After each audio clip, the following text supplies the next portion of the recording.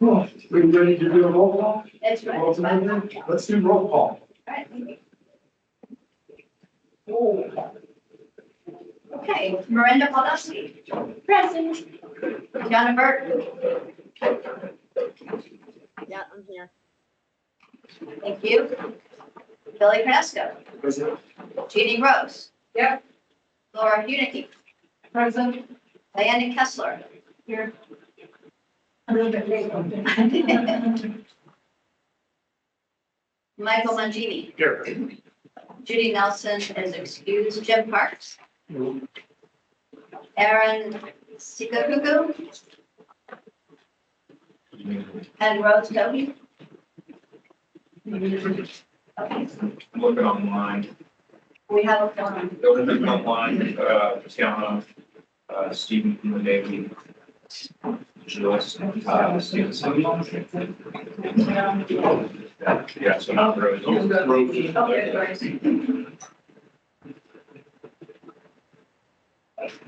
So we're good. All right. Well, I could just, take a moment on, last week when we had our visit, it felt handy to meet, and we can see what you guys do. You have the overview of the chapter, and then one time, so we just see the whole thing, and then come back and ask for input regarding the chapters, and then circle back around and ask for input on any suggestions for goals and policies.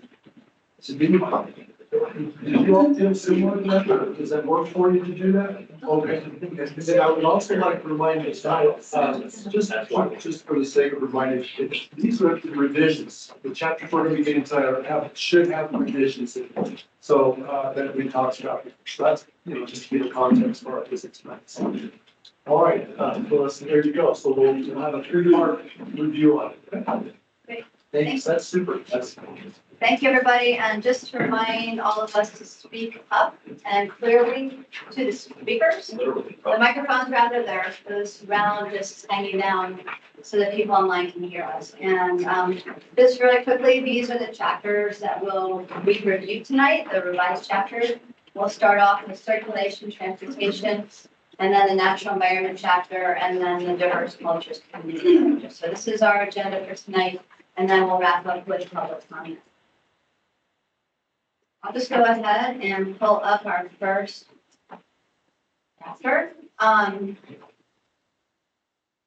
For the transportation and circulation chapter, I sent you several documents. I sent you a revised chapter, and then because you actually had fairly extensive comments, we created a second document with your comments in there and responses to them. And then part of the revision was we significantly condensed the goals and policies. So instead of showing a messy track change, I sent you the original set of goals and policies, but all the revisions are in the chapter. So I thought we would just still go through the chapter, talk about what's in there, and then go around and take your comments if there are additional comments. Does anybody have any questions before we start? Okay, so this is the same format we've been using. We start out and, so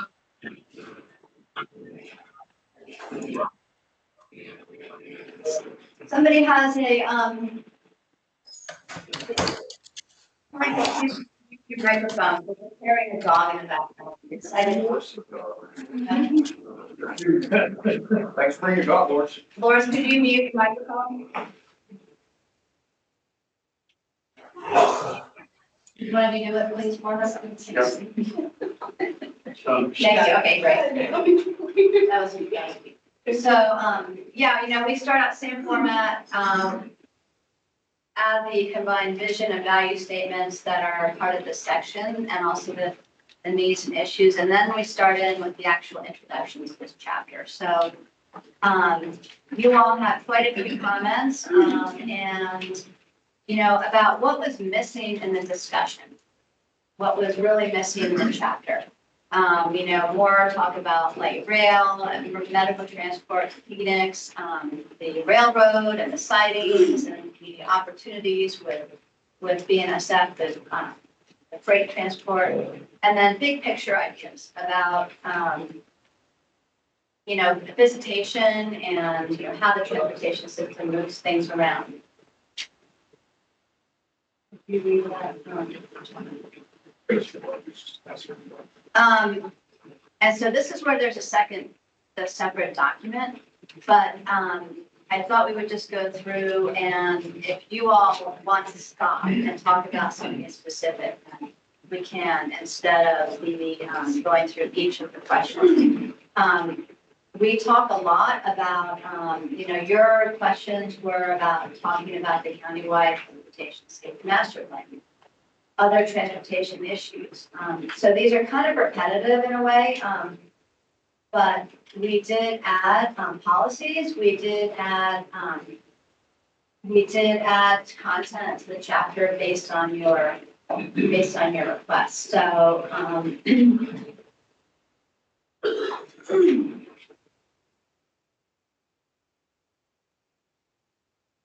this document here, rather this chart here talks about the county roads, miles maintained. And then we get into planning for roads, maintenance, and funding, which is an important point, and you all have quite a lot of discussion about funding and future funding and support for continuing, basically the way the county currently runs road maintenance. So there are policies in there that address that. And we do have our experts here again tonight, so I'm sorry I didn't introduce Chad and Nate. If you remember, there are public works engineers. So they're here to answer your questions as well. We've added quite a bit about, I think, would it be helpful if I pull up the comment document? Tell me what's most helpful with this one, because there were several additional documents to read with this chapter. I think I will pull that one up. So these are the notes. These are kind of specific questions that you have. How much of the transportation system is used by residents and visitors? We don't have a study that has that data. Kind of the long and short of it. And Chad and Nate jump in if I'm missing something. So the current roadway system is maintained based on the current volume.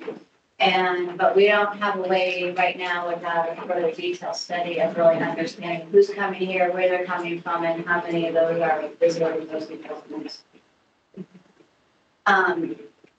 Similarly, then, who are the users and how much is related to economic activity? Our publicly maintained road network it connects all of our major centers. So we don't really have a way to understand who is going to what economic center, if you will. We do know that there are access issues to private, mostly residential properties. That's a different matter because the county doesn't provide that type of roadway access into private properties for the most part. You all asked, can visitation and businesses be enhanced by the transportation system? We do as much maintenance as we can, and the roadways that we have now do provide that system for visitors and business users alike. So there really wasn't anything additional to respond to there. And then you all asked about tolls and, kind of the ways to get additional revenues. And the response is that, if we added a toll to a county road, we'd have to go to the state to do that. That's beyond the county's authority, and then we can't put a toll on I-40. That's an interstate highway. So I don't know, Chad or Nate, do you want to add to that at all? It's just not something that's feasible at this time without a big change in either state legislation or even federal. The other thing on county roads that we operate and maintain, we don't have enough volume to make a toll feasible. Everybody would be paying $10 to $15 a trip for us to maintain our roads if we were to go to a toll system rather than a tax-based system that we currently have. And usually if you do a toll, the toll that you collect on that specific road is used for maintenance on that specific road. So roads with higher volumes would get more maintenance done on them. And roads with lower volumes would very rarely see any type of maintenance done on them. Right now, that's not the way it's done in the county.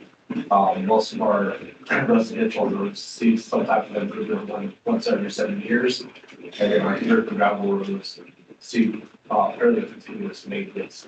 And we would see that in the residential system. Just gonna remind you to speak up a little bit louder for our online folks, but thanks. Yeah. Yeah, so, and then, so that was really the response about tolls. Not a bad idea, but not really doable at this time. You asked, to add a policy to continue support exploring county road maintenance funding sources, so we added a policy, number 17, that suggests that. And then also you asked, can transportation funding be prioritized? And we basically prioritize maintenance on maintenance needs, not on who's using the road.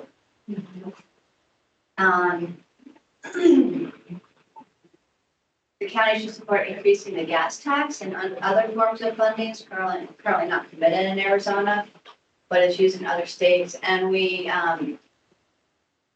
talked about this would require gas tax reform at the state level. So that was again included in the policy that was added.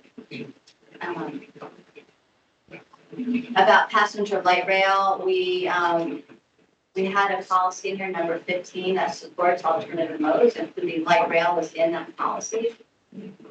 Medical transport to Phoenix.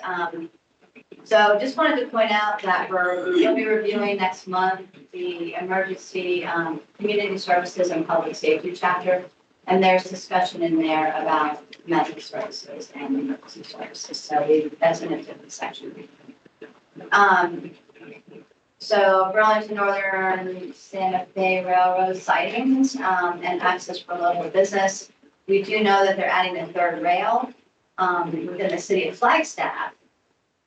It's not in the county, so we don't have any updates as far as additional sidings in the county. I think these we have tried to add more content about the big picture ideas, including Amtrak service. And then talked about, there is a safety study underway that we talked about in the plan in terms of transportation safety master plan. And again, these are all your specific comments that are also in the document itself. So big picture ideas that weren't mentioned, like getting to Phoenix without driving. What we tried to do was to coordinate more issues, to make sure that ideas like alternative modes of travel, light rail, interstate travel, that really requires like this multi-jurisdictional, multi-county coordination, and with NACOG and ADOT, and so we updated a policy to kind of be a lot more broad and inclusive about that. So again, emergency access evacuation is considered in another chapter next month. So for Valley specifically, point made about no place for people to really walk and bike out there. We are still looking for funding to conduct a countywide multimodal study to look for those connections and those opportunities. So that's something that will be ongoing. And then looking at other forms of transportations like horses, walking, biking. Again, so Jim, when we look at emergency management, the idea of maybe using horses in emergencies, we'll talk about that. And that is where it is. There's a question about why don't we have a user fee for the roads, but we have that current sales tax. So we weren't really sure what the separate user fee would apply to. Was that the comment about electric cars? It says, why don't we have user fees for all the roads such as toll roads? And why hide it in taxes? So Remember, we have a current, and do you want to explain the sales tax a bit again, as far as how that applies to funding road maintenance? Yeah. Yeah, but in 2014, the road maintenance sales tax was passed by the voters and it's for 20 years. So it expires in 2034. It's a third of a cent for any sales within Coconino County. So it's not just Coconino County residents, it's anyone visiting, and it goes to the road maintenance. And we originally thought it was going to bring in about 6 to 7 million a year, and we're almost double that, like 12 million a year. So it's a great valuable asset. I mean, it's a great revenue source for us, and it's doing the job. And our last pavement condition index shows 82, which is super high, way above average for an agency like us. So our roads are in pretty good shape, and it's providing the funding to keep them in good shape. So it's gravel roads that pays for equipment and capital improvement projects, and yeah, it's doing the job. I don't think we need to look at any other alternatives right now. I think we need to start looking at making sure we continue that after 2034. Get it renewed. Yeah. So do you do that every year? Yes. How do you determine where you use those funds? Well, prioritize maintenance, buy some equipment with it, so takes care of the snow removal, make sure we have good, reliable equipment, and then capital improvement projects, pavement preservation.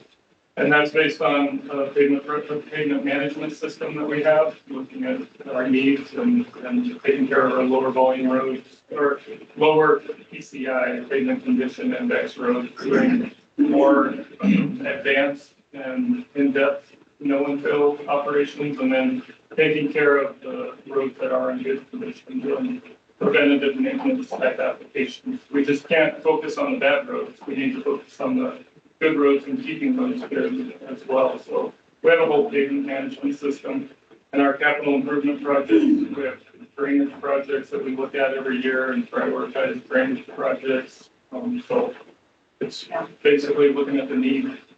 We also do studies, and we do inspections on the structure to see what's in good and bad shape, and prioritize rankings off of how good, like bridges are. If a bridge is in poor condition, we're gonna do some maintenance on it before we do the maintenance on a bridge that's in fair condition. A bridge that's in fair condition, if we're starting to see some issues with it, we'll start looking at doing some preventative seals on the bridge and preventative maintenance on the bridge.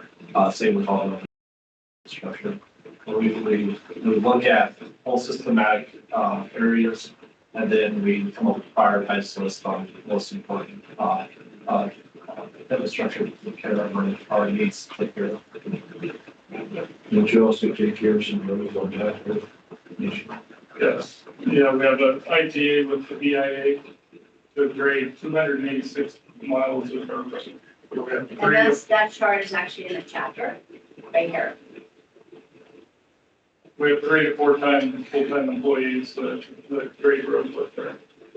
It's an agreement, they pay a certain portion of that, but I mean, we use road maintenance sales tax, because they contribute to that road maintenance sales tax as well. So you said that if the taxes are done from countywide, Correct, so does that include the application? I believe so, yeah.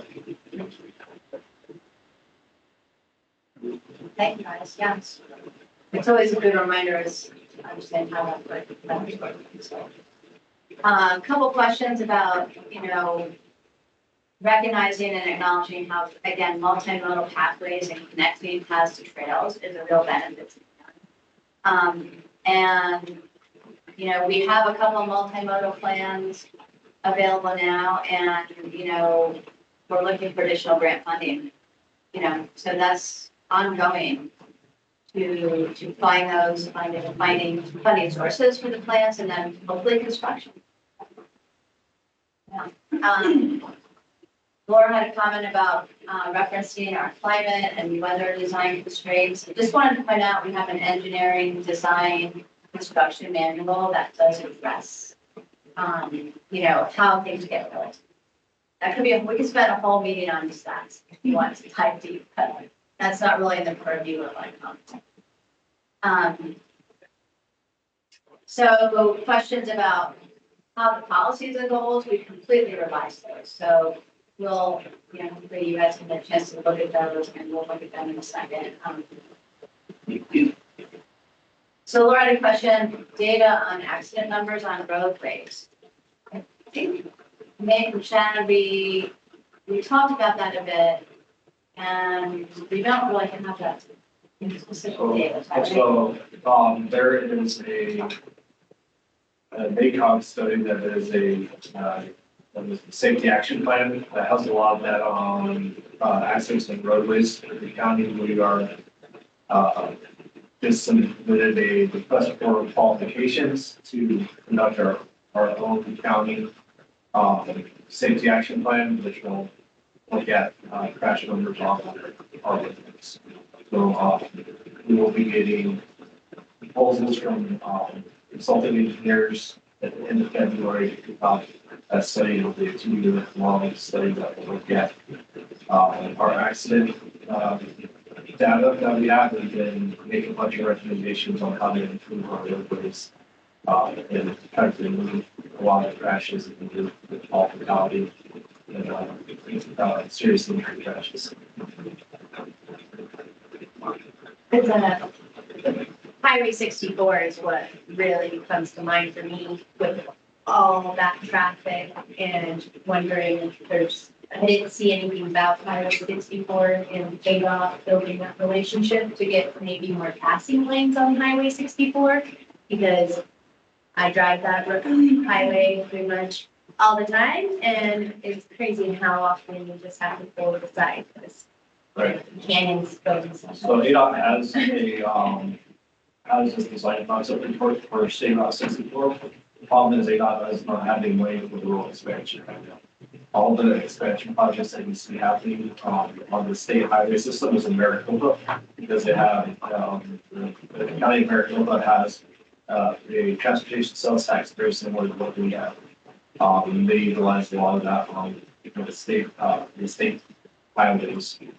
So right now, ADOT has what's called a program and planning some process to prioritize statewide projects. And State Route 64 was a fairly high project from the North Central District in the last few years, looking at expansion projects on State Route 64. But there's just more money that the state has for highway expansion in the order. There any potential for advocacy? Because they say about 6 million people visit Grand Canyon. That's a lot of cars, tourism driving through our communities. But I know 3 people that died on that highway. Yeah, so the governor 2 years ago put together a special committee to look at State Route 64, which was for public court, and I don't know what came of that. I looked it up before. That is fine with this. But there's a lot of eyes on State Route 64. It's something we county definitely support. That policy is here to support ADOT and we have other infrastructure upgrades that they have in rural Arizona, especially county. But it's not something that anything is funded for right now. Maybe not only ask great answers, but the reality is. Well, let's talk about it. Yeah, if we don't talk about it, we're never gonna. So. It's definitely being talked about and from the ADOT standpoint. They're aware of it and local people would like to make improvements out there, but just it's a funding issue. Yeah. So there were some more specific comments, and then these were addressed in the chapter. So I'm going to go back to the chapter itself, and then we can go through.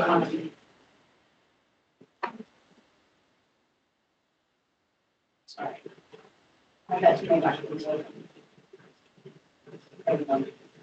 Um, did you want to ask your questions on the content? I think going through the comments that you had probably might have been the best way to cover the changes in the chapter.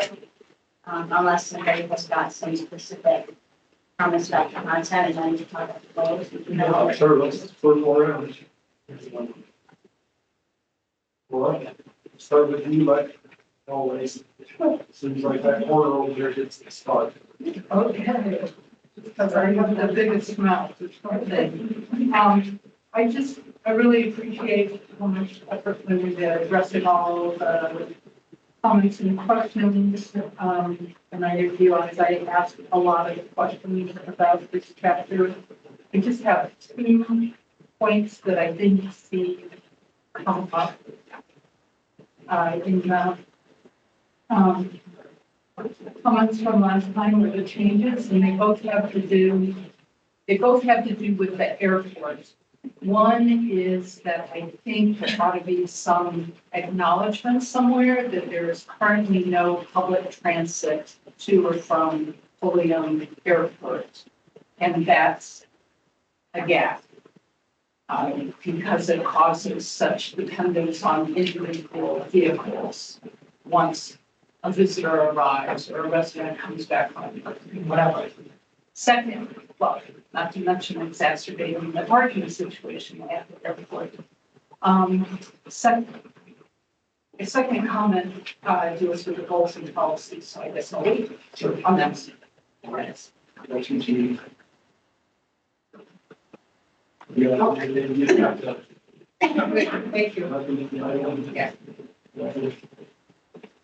Well, you got those roads. Anything you want to circle back on just from the review just now? And then we're gonna get to the goals and policies. Oh, no, yeah, no, nothing. Okay, so that's in mind. No, I just have one note here, so about the little roads that are like very well roads. Mike, can you speak up a little bit? Yeah, Thanks. question of dealing with the maintenance of these rural roads. You mentioned that you have a couple hundred miles that you do it. It's just on the reservation. We have just 150, I think, miles of gravel roads that we maintain. Only you know. We have a lot of graders and a lot of grader up there. No, I'm sorry, read something like the impression that you don't do any gravel roads, like public areas. But you do that. Yeah, I just know. And it's on your chart, it's in this chart in the.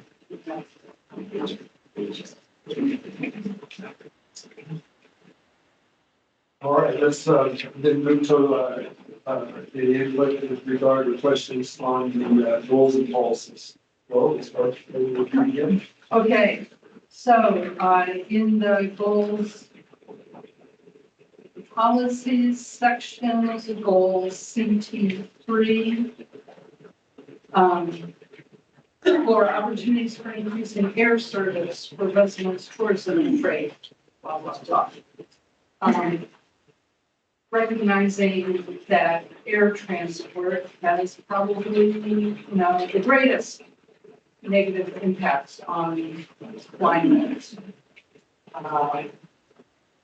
greenhouse gas emissions, and so on and so forth. It seems like, which I suspect we'll be getting a lot of comments from the community sooner or later about climate action planning.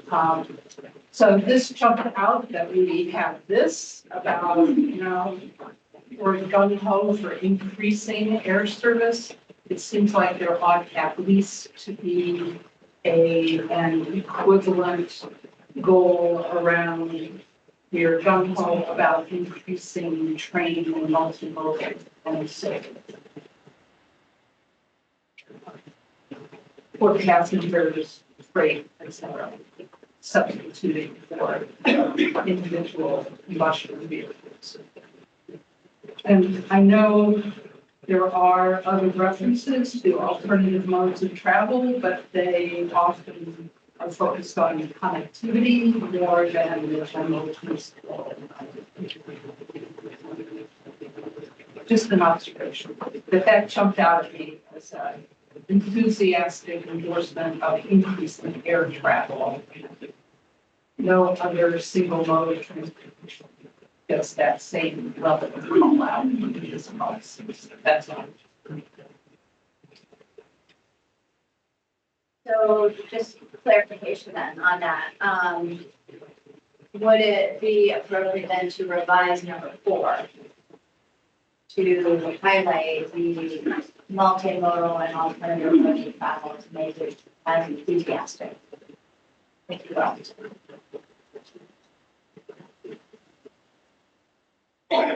I would say CT 14, way more enthusiastic, and so it will be incorporated and existing networks and maintained and developed Lee County roadways. You may develop some subdivision. The other one says, no, it's an additional air service system. This says it's going to be implemented from the multimodal.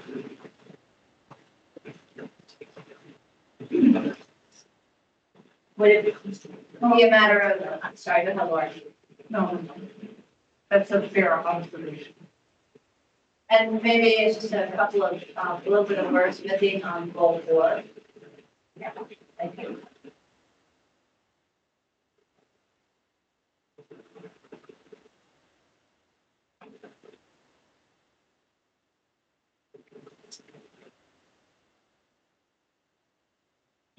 Well,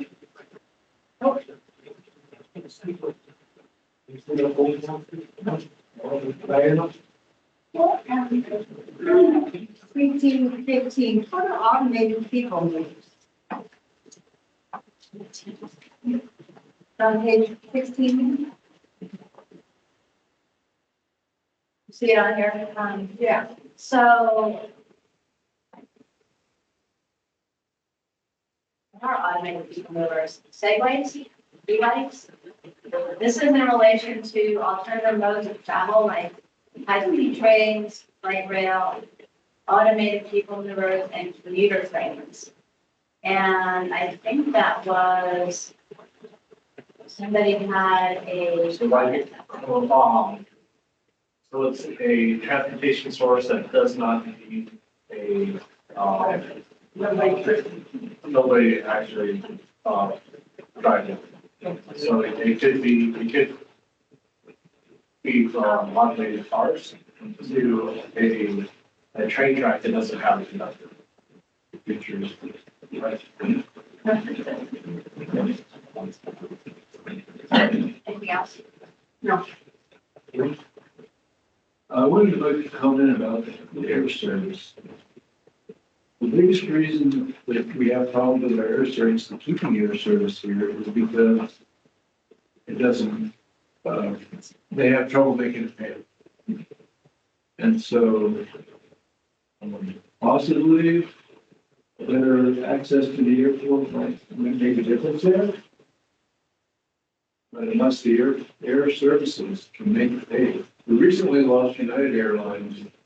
They gave their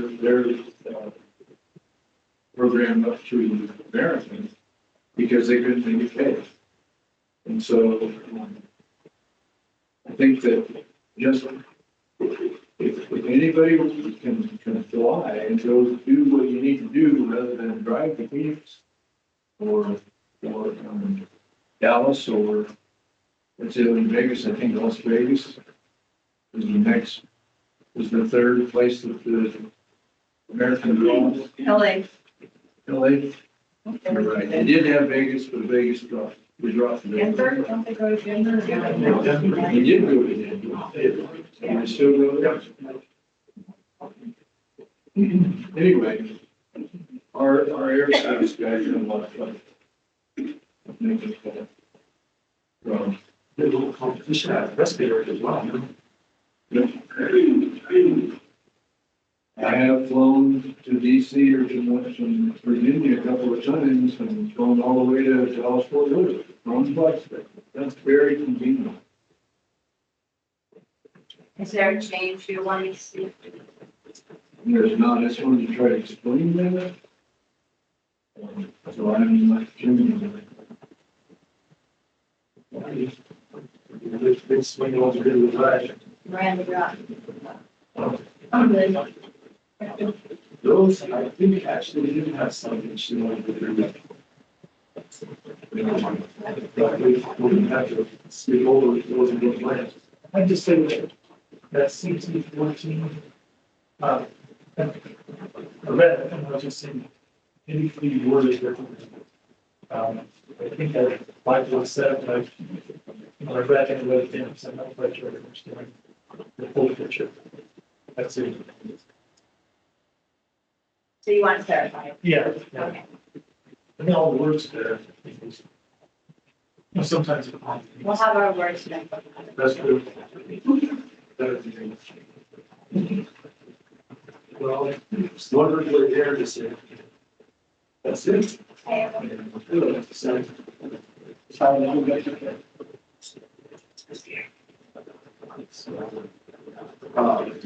we didn't hear from those, I didn't have anything to discuss. Tiana's online still. Oh, Tiana Burton. Tiana, if you can hear us, if you will unmute, if you have some input on the goals and policies.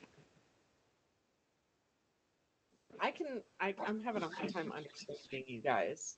I barely made out my name. So what was the question?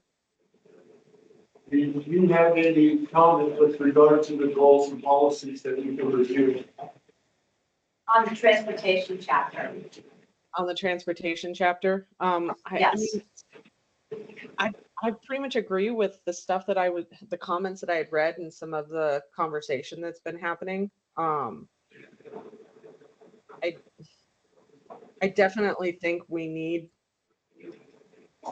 some kind of focus in here for sure on improving access, public access from even neighboring communities to Flagstaff. So I don't know if I missed a section that kind of focused on that. I know we're talking about like the multimodal, which would be great if we could get a little more of that built into areas like Kachina or Stony Park and places like that. I don't know. That's kind of that's mostly what pops into my head with transportation. I am curious. I know that there was a lot of discussion about it, about how to incorporate getting electric vehicles to contribute to the road maintenance. So I didn't read anything that seemed definitive on that. Are there any definitive ideas? Right now, You're the last part of what you were, I didn't hear the last part of your sentence. So you were talking about road maintenance for what? because with electric vehicle use. Oh, okay. I didn't see anything like concrete on how we might address getting money from electric vehicle use on our road systems. Was there anything like Go ahead. I was gonna like I've only been able to pick up every other word. So I know that there were comments in there regarding it, and I don't know, did you guys did you come up with like kind of a more concrete idea on how to address that? I think we cover it in the policy, we talked about alternative funding, right? We look at avenues for funding. Yeah. I mean, we call out that one, we don't call out any, we say we'll look for additional avenues for funding. What's policy was that? Let me find that. So Tiana, we have a policy in here about exploring additional avenues. Because if I understand it correctly, right now, we don't have a way to distinguish between an electric vehicle and a gas vehicle to get more Right. funding from them. So, but it could be coming in the future somehow. It's being discussed at the state level. It's being discussed at the state level. Okay. I know I have a louder voice. So I'm It's gonna- CT7, which is support, gas tax reform, user-based, road tax reform to improve transportation funding. Do you see that, Okay. Tiana, number 7? That's where the, would give us the ability to look at any type of electric vehicle, user fee. Yeah, so you're saying it's at the state level right now? Because I'm just wondering if there's, I don't drive an electric vehicle, so I don't know fully how it works. But are we already having any kind of tax applied where they have charging stations? No, there's zero tax on electric vehicles right now, from, like, highway user revenue fund, which is what the gas tax is. There's no similar type of tax right now on electric vehicles. I do have a question. It might be a little off topic with regards to like the gas taxes and stuff. It's my understanding that snow removal isn't part of the calculations into the gas tax. Is that correct? That's correct. So the county receives, highway user revenue fund, STIR fund, the gas tax fund, based off of population. And then also based off of, miles of road, thank you, population and miles of road. Okay, so not only because we're a large area with a smaller population, but we also get a share based on annual snowfall. So, okay, that makes sense then why our roads are typically in not ideal condition.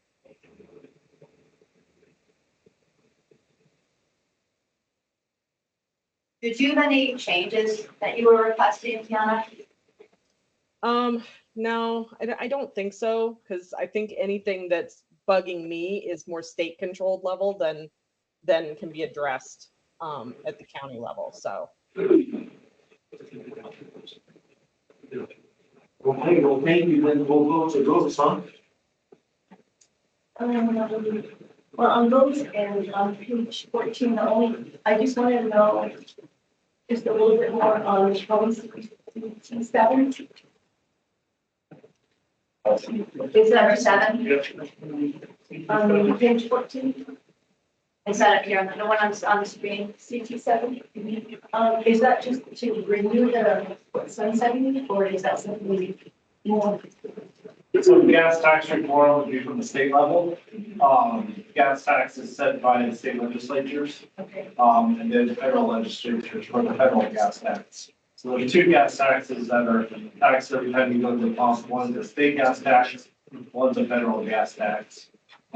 So this is saying that the county, we give the county the ability to support any gas tax reform, or a user-based road tax reform. So the user road-based tax reform would be, that the state would be looking at switching from a gas tax to a separate user-based tax, like the state tried to a couple of years ago with registration, implement an additional fee for registration, which was done to try to reform the gas tax and not have to increase the gas tax.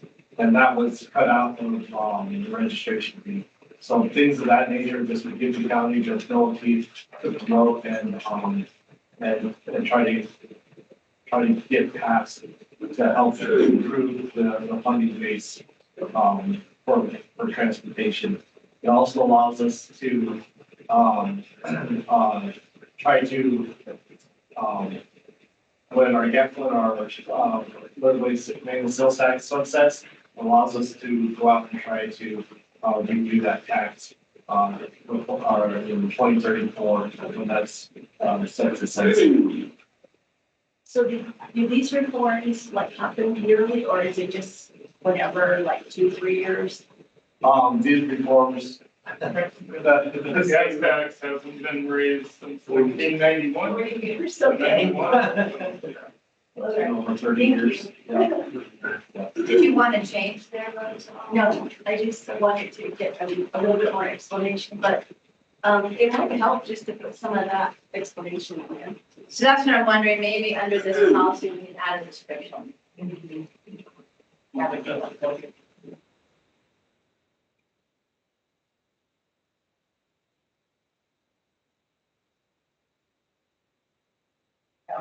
Just another time. maybe in the body of the document, we can kind of get some information on the HERF fund, and that was last increase. Okay.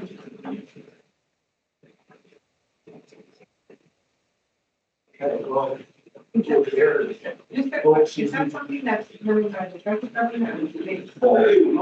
So there's a federal gas tax and a state gas tax. Or either one of them? Or- I don't know about the federal one. Yeah. I don't. I don't think either one of them has gone up since 1991. And it's a set rate, it's not a percentage. So the dollar back then was worth about 30 cents now. That's why you see ADOT struggling to maintain the roads. The road maintenance sales tax has been huge for us. It's an additional revenue. So the county did that on their own. Being the problem, the county found another alternative, and that's what this policy supports, us going out and finding alternative funding sources. And if you look at other counties like Navajo County and Apache County that don't have this, they're really hard for transportation projects. Their biggest projects that we get done are the things that they get awarded through a grant.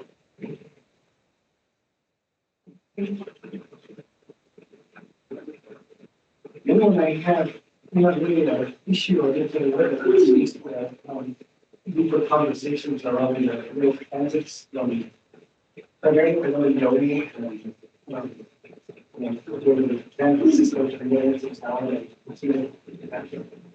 So, it's not really a concern, really, this part of the plan that is on the radar, transportation, public transportation, Really parking or like. just to repeat it so I can make sure everybody online hears this. So you're thinking maybe we need to add a little bit more about rural transit in the county, connecting places like Cuba County, not there. Okay. Yeah, All right. More information. yeah, scattered. Housing.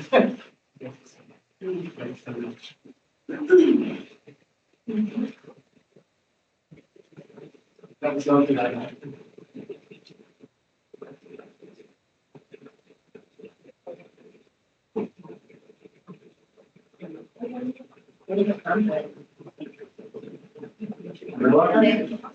No, you guys wanted that? Great comments. Appreciate your time and reviewing the documents. So just to kind of follow up then, we'll make these changes and then unless you all want to see them one more time, we'll go ahead and make the changes and then post them on the site. So are you all okay with that?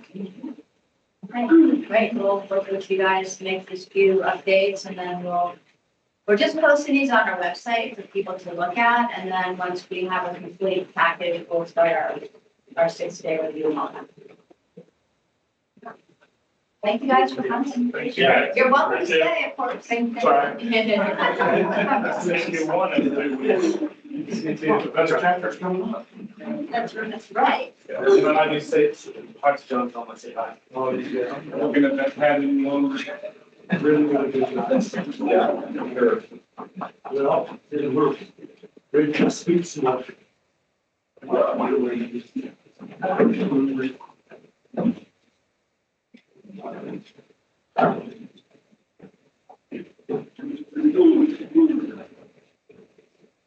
Okay, this one, there was only one document, one chapter, so, or rather one.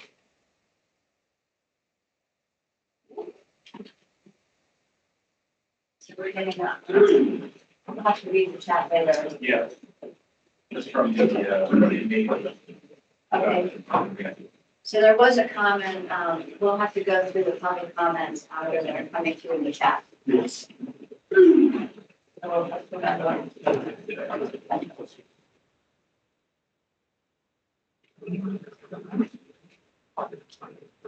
So the next chapter on your agenda is our natural environment chapter, and so I'm gonna make it a little bigger. So your comments were documented over here. And we had added a statement about, we had discussion, quite a lot of discussion with Diana separately and with this group about really trying to emphasize how important getting the products from the land is to this county. So natural products from the land, whether that be agriculture or ranching or, you know, other means of production. So we did try to emphasize that throughout the revisions. So Melissa, on that first value statement? Yeah. Can we change amenities? They're not amenities. That's, we value natural commercial products. We're not talking about amenities, I think we're talking about products or something. I don't think amenities are all those other things. And that last minute, that last amenity, which the. Yeah, I see it. What would you use? Well, I think that, I should have looked at the dictionary, but I don't think they're amenities. Assets. Assets. Sorry, what was the word? Assets Assets, thank you. or commodities. Okay, we can wordsmith. Okay. Van, products. No, I thought. Yeah, I mean, the sentence starts off talking about it. Yeah. Which of these products. Products.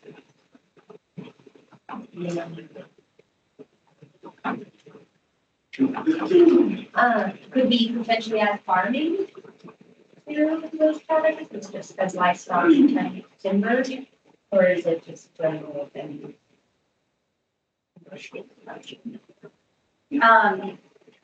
So just, yeah, this, again, these are like the overall, statements that we got from the outreach effort. So, you know, if I look at this sentence, I see natural commercial products like livestock and timber.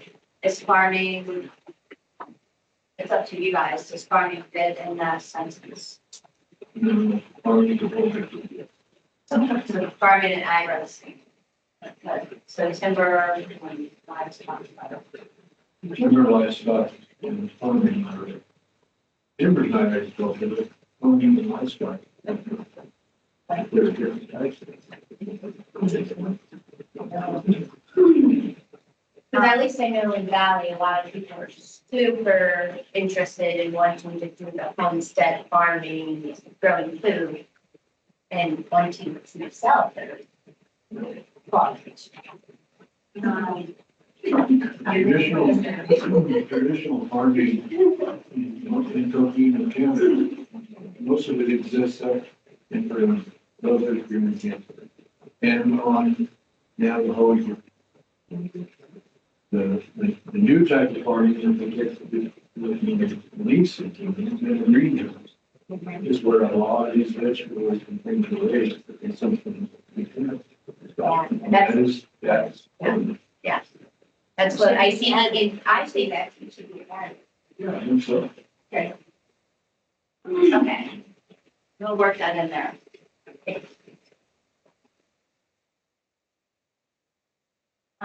So I'm just going to scroll down through your comments then. And then, you know, quite a bit of discussion about recognizing the importance of the county's support of natural resource-based economy and industry. So recognizing the value of logging, ranching, paper product processing, and identify those. You asked about adding references to working lands and making the connection of how ranches, working lands, add value and basically encourage, preserve, and open space in the county.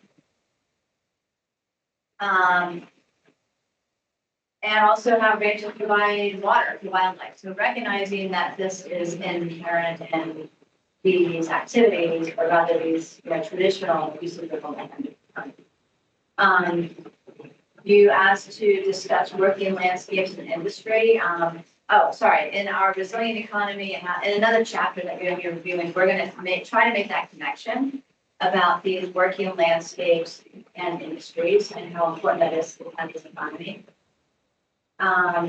recognizing the importance of the land ethic. And then looking at the natural environment versus the natural resource based. So, these were a collection of your comments, and we did a, fair amount of work to edit the document and weave these thoughts into it. And then, so Jessica and Jay, again, are our experts here. You guys jump in any time and, so for those of you, Jay, you want to introduce yourself? People maybe haven't met you. Yeah, I'm Jay Smith. I'm the Forest Restoration Director for Coconino County Local Control District, Boyle County, Forester, however you want to look at it. Most of my career, 24 years, was in the logging and sawmill industry. So I came from industry and came to the county in 2018 to run the Forest Restoration Initiative. And have run logging operations in northern Arizona since 2013 and went to NAU School of Forestry. So all my background is here in the Flagstaff area, the Conroe's Pine Forest. Jessica? I'm the urban wildlife planner for the county, Jessica Simmons. So these are experts who have, worked extensively on this. You guys did a good job. Thanks. Yes, it would. Some more comments, sorry, I skipped number one. Just let's on needs and issues, including insurance coverage. Is that mostly about houses they can't get insurance for? I mean, what is that coverage for? That was so actually these needs and issues themes, you have since updated these, and I didn't go back and put it in here yet, but I believe we took out that statement about economic concerns, including insurance coverage, because as we know, people are losing fire insurance, and that was what that was related to. Okay, but if it's gonna be there, should be housing insurance or something like that, is it? It was about, okay, how fire insurance for your house, because of the threat. But we're moving into a different chapter. It's been put into the public safety chapter. Yeah. So it'll be in the plan, but not here. I know that because I wrote that to Stephanie.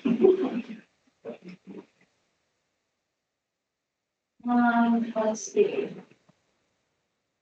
I think, again, some more of your comments, use a more dynamic writing style. We try to, take that lesson and make that point, throughout. We probably aren't perfect, but we're trying. And then, we had a lot of discussion about the future ecology and how they're going to look different. How climate change will impact them and how we're probably not going to be able to restore back to prior conditions, but what that's going to look like in the future. We looked at you asked about definition for restoration, and to make a distinction of that versus, restoring some sort of healthy state. And so we've updated the goals and policies to hopefully be more action oriented. And then updated the text about forest restoration and a future focus. So, you asked about valuing products from the land, and we really tried to tie that back into the whole document, recognizing the value of the products from the land.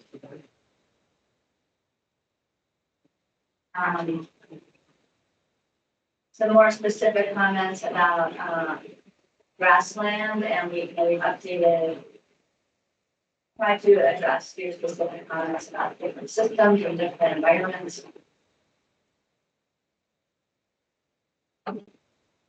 Yeah, again, recognizing that cattle and wildlife we can go together as far as providing water and habitat. Looking to look at the landscape scale, and this is a system related, section related to wildlife. And making again that connection and the importance of rangelands to wildlife. And we'll talk about this map kind of at the end of the meeting, it's on our agenda, but we do now have information about the parcels on this map that are in orange are the ones that the assessor's office classifies as ranch use. So we'll look at that more detail. We don't kind of peel off now, but we have a good understanding of what that looks like. And then, I am going through, this is still about wildlife, the wildlife section, and I'm just looking for comments. We are still updating this map. I know we have some changes, but it's going to be a more up-to-date map when we get done with that. And then, you know, we know a bit about, you know, local indigenous nations and, pre-colonial use of fire. So, we have a, comment in here. We've got some information in here about that, just to kind of, you know, tie that together that, you know, that has been recognized as something that was part of the environment for eons, for years and years. So Diana, you had a comment about grazing can address cheatgrass. It's true that it can, and I know Jay, you might want to talk to this, but yeah, go ahead. So, we've actually had a great, presentation about Coconino National Forest yesterday. They are embarking on what they're calling the Coconino National Forest Grasslands Restoration. And they bring up the fact that grazing can, if it's done at the right time, like, you know, like you were mentioning last meeting, spring, you know, certain times, if you graze it, boy, it really helps with cheatgrass. They also are looking at a few of the chemicals that are being used, across the country for cheatgrass, and other invasives, brome grass and different things. So I was happy to see that there are things moving forward with that because it's going to be a future issue. We're seeing it in California right now with some of the invasive grasses causing these fires. And that's what we're going to have, and we're happening a lot in southern Arizona. Invasive grasses are what's why the desert is burning more than it ever has before. So appreciate the fact that you guys are recognizing that and that we can use local resources like cattle grazing to help that. And so we try to recognize that in here, that it's not the only answer, but it is part of the answer. Great. Is it possible to add junipers to the, finding in juniper? We have a section on, Indian juniper, on the, and they're called woodlands. Okay. Yeah. Can't forget about that. That's a new. And so that's another thing that, you know, if you look back to historic photographs of this area, the juniper, many juniper woodlands, but mainly the junipers have invaded a lot of the grasslands. And actually, the science is showing that grasses are more susceptible to climate change, warmer temperatures with juniper than without juniper. So clearing the juniper off of those grasslands actually improves the health of the grasslands because the junipers take so much water out of the ground that it dries the grasses out prematurely, is what some of the science is showing. So I was actually, and you were seeing pretty large die-offs in areas of juniper and pinyon, but so this grassland initiative is trying to reduce some of the juniper in the encroachment in grasslands, but not the pinyons, saving the pinyons because of such of the cultural values of pinyon. So it's good to see that there's already people addressing some of these things that we're talking about, which is, I mean, I felt like we're getting ahead of the game, which is great, you know, on some of these forest issues. Is there a map of these grasslands? Yes, and I'm waiting to get that presentation that he presented to us so that we can, there's a great map of these. And I think we're trying to, it's not in here, but we're trying to get a map that will show those different areas. I think it's great. We have a dedicated person from our GIS staff, and he's got other responsibilities, so he's getting the maps done. Well, I just was able to hire a program manager under the forest restoration team that also is an ArcGIS specialist, so we're gonna be able to help build some of those maps ahead of time and let them then be reviewed, so he does, so your dedicated person doesn't have to spend all their time, so. Maybe this is a better view. Again, the section on forest restoration, comment about adding paragraph about restoration, and again, to what condition or state. and comment that we're vulnerable to changes in climate and other long-term changes and may not be able to make it look like it did in the past. So recognizing that, and we try to reflect that that's the reality.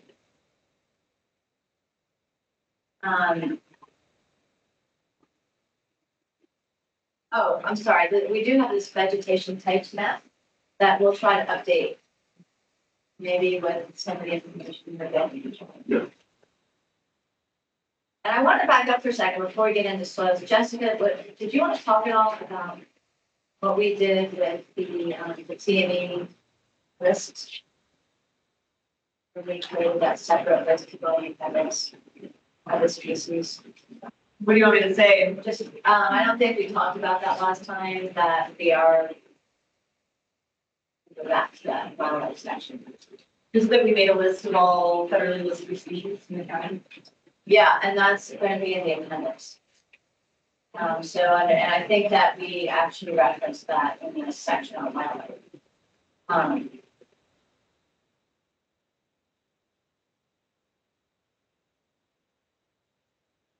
But just the federal species, not the state species of concern. Just federal and one candidate. So instead of putting this, I don't know, it's a pretty long list, but instead of putting it in this chapter, we'll have it in your appendix. I thought about making a list of all special status species, so state species of greatest conservation need, and then there's Forest Service sensitive species, and then plants. But that would be pages long, and it changes a lot. So instead, we just reference where you can find that information, because that would be the most up to date. And so actually, if you look here, we do have links directly to these different sources. Sorry, I didn't mean to skip over you.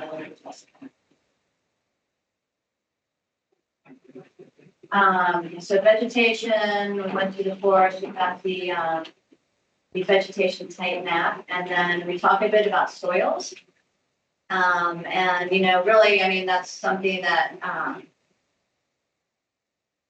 we look at a lot when it comes to wastewater, obviously, but preserving sensitive soils is, it's also something that is key to preventing dust. Things, what water retention, habitat. So that's what this section talks about. And then air quality, we're recognizing that we have good air quality here. We are in attainment in terms of according to EPA standards.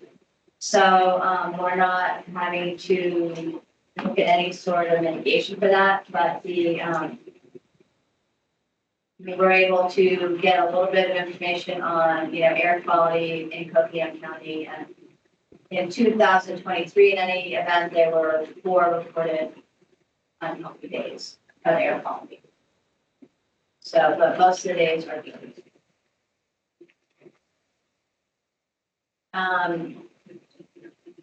And then we go to goals and policies. Let's make our circle. This is a really cool chapter here. So, Laura, any general overview, input, suggestions? No, I don't have any big picture suggestions. This, guys did a great job of responding to our earlier questions.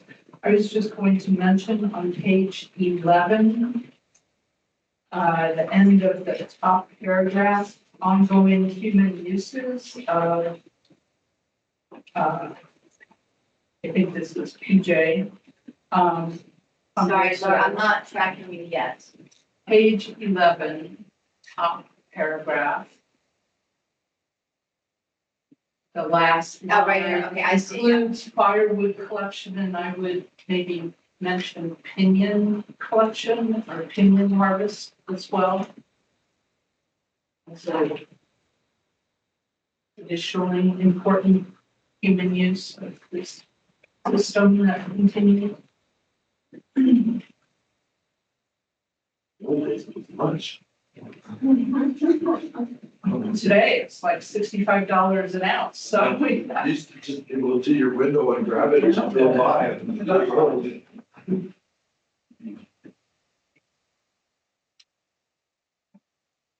And that's it for me. Super. No, I think it was very well done. All right. Thank you. How about you, Diane? We're gonna.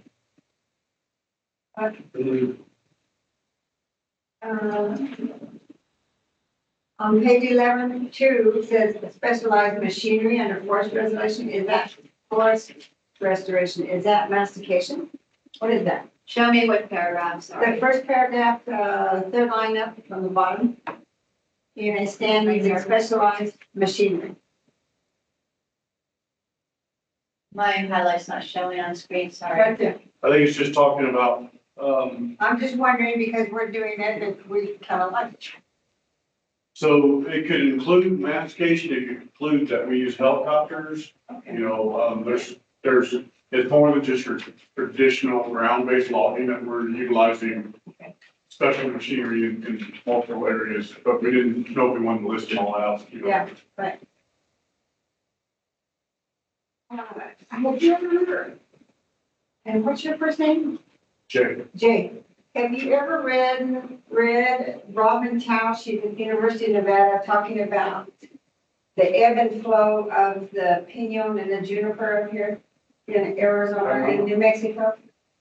Robin, Robin Tausch, Tausch. He's a professor there, but he taught us or explained to us about, they can see that the pinon and juniper take 600 years and they move across and then they move back. So I think just need to keep that in mind in this room, because I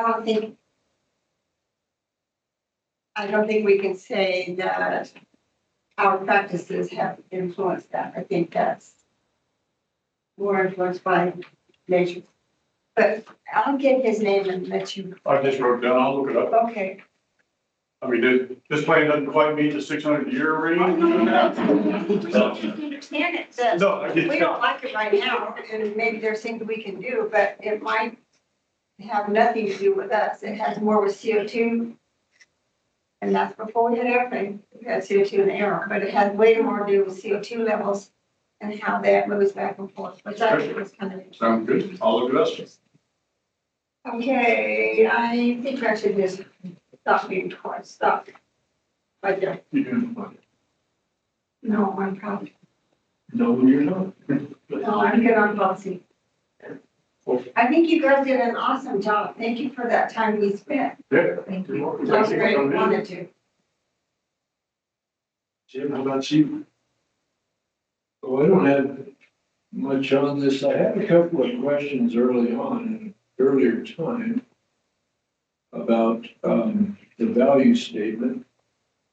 And I suggested at the bottom of the value statement to insert the word changing before climate and eliminate the change there, and then and weather patterns there. And yeah, that was from last week, and I just haven't caught up with this, Okay. but that's in the master document, your changes. Okay, And it'll show up here too. Yeah, we'll make sure they're all consistent. okay. Thanks. We want to hear what you're going to say. Right. We'll get to it. All right, then, Diana, if you can hear me, it's your turn to, participate in any, comment. You'll need to unmute to do so. No, I think this section came out really well, so I don't have anything additional to add or any modifications. Super. All right. We will speak on down here. See what Alex got. Yeah, I- You, you're good? I'm good. It's really good. Thank you. Hey, I'm good. Eric? Well, maybe I'll defer a little bit here, then get to jump in myself. Last week, we were visiting a little bit about why and how that whole land ethic, from all Leopold and all those other things became foundational to the overall comprehensive plan a very long time ago. Good stuff. I wanna suggest to you that over the years, getting the opportunity to think through that, You know, in particular with regards to food habits and what I do. I came to a thought, that I think would be great to have sat down with Aldo Leopold himself and talked to him about. And that is this, and so please be patient with me in this thought. And that is this. Aldo Leopold, and the way we brought this into the comprehensive plan many years ago, was directly associated with his land ethic. And the context of, and the breadth of what it encompassed, across the whole county. Over the years, what is interesting though, and I thought about it, is that there really isn't such a thing as land ethic, but there can be such a thing as a land use ethic.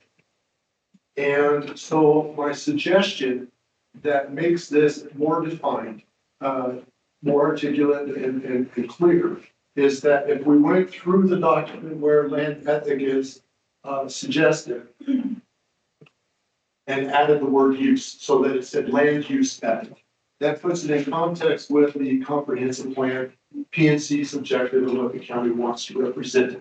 I hope that's not too overreaching, and we've certainly made that adjustment ourselves. Certainly not taking anything away from all the Leopold and the land ethic, but when it comes to the actual application of land ethic, it really is a land use ethic, and I think it has deep meaning to be said.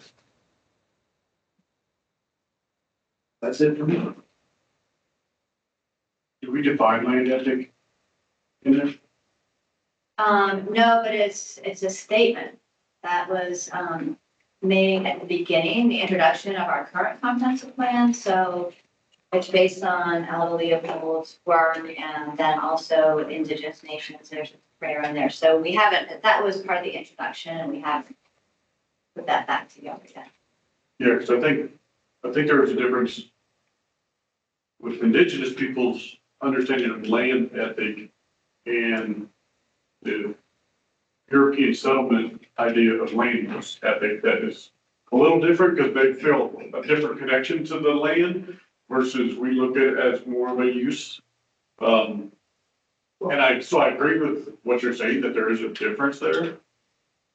Well, okay, fair enough, but at the same time, all Israel called it the land ethic, and it was absolutely dead on with non-European thinking, in the sense that it was a community and being a part of a broader community. And all I'm suggesting is discussing it in terms of that, where you might be thinking as indigenous folks having their way of being a part of that, is in the use that they apply that sense of land ethic in their use as being a member and citizen of the broader ecological community.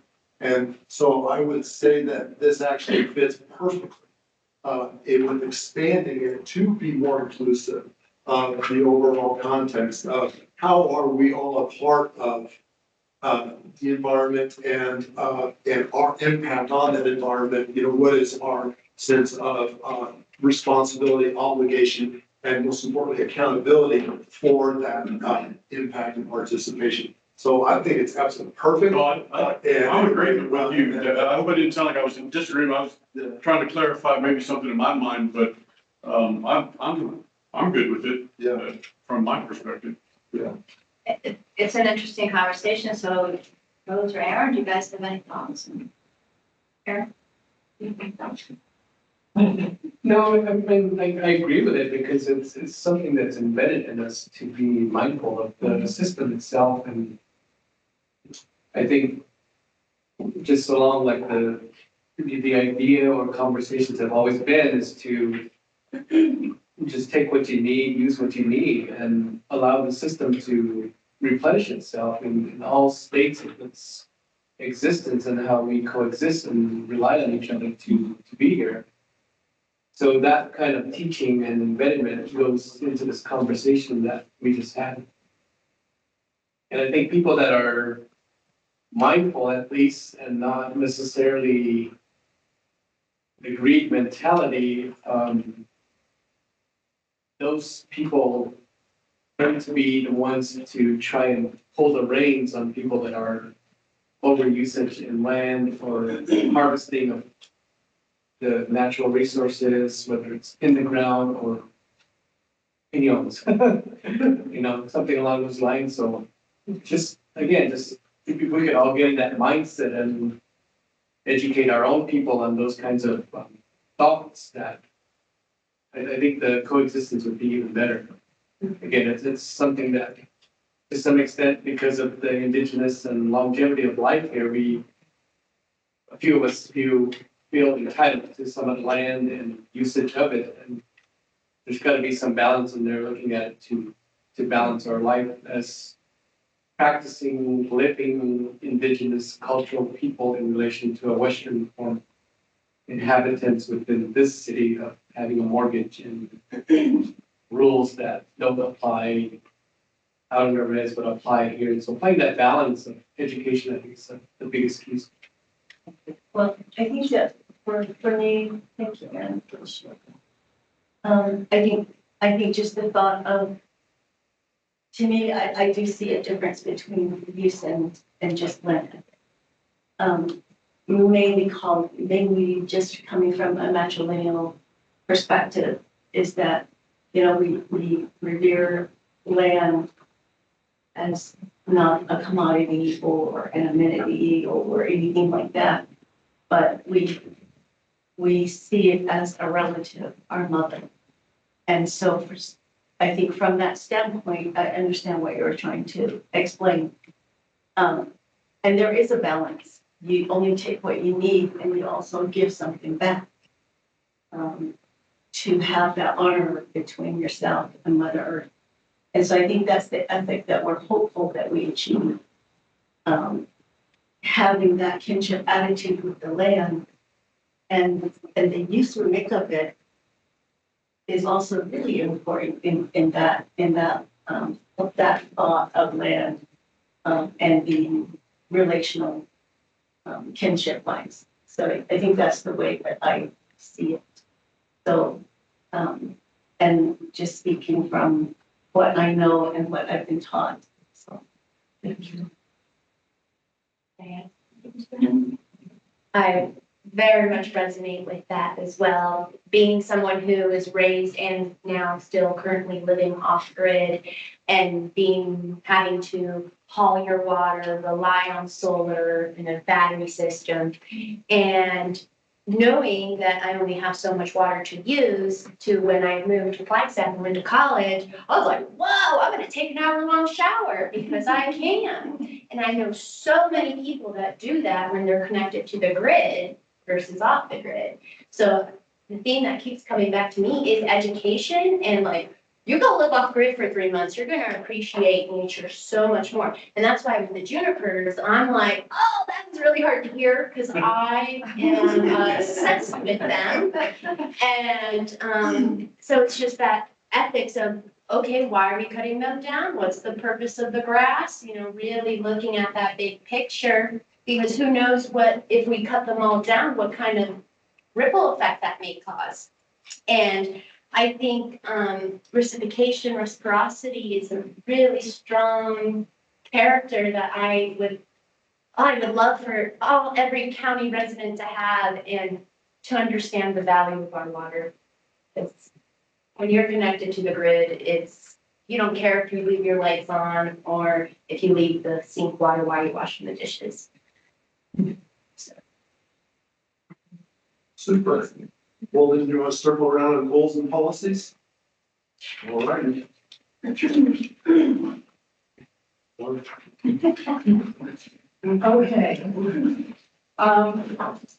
I only have one comment and it's under goal NE2. Policy NE4.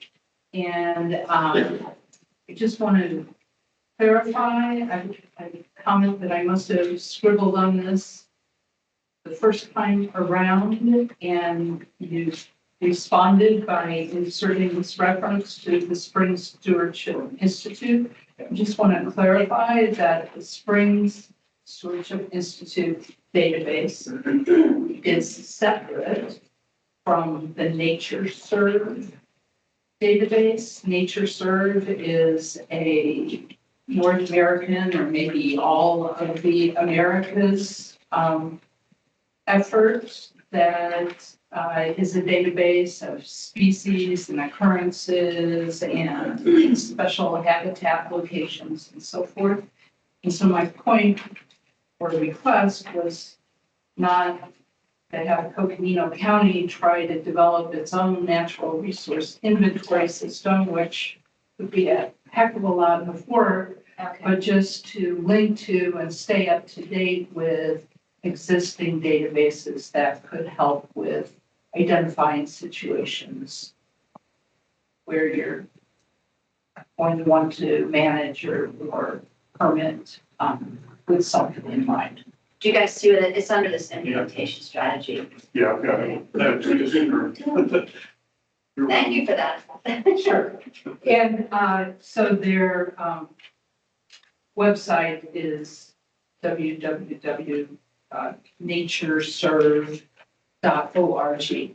And so that's different than the spring stewardship. Absolutely. Okay. Spring Stewardship Institute, those are local people, but, they've worked on springs all over Western North America, but Nature Serve is international. And it's www.natureserve.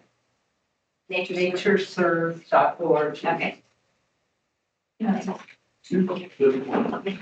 Diane?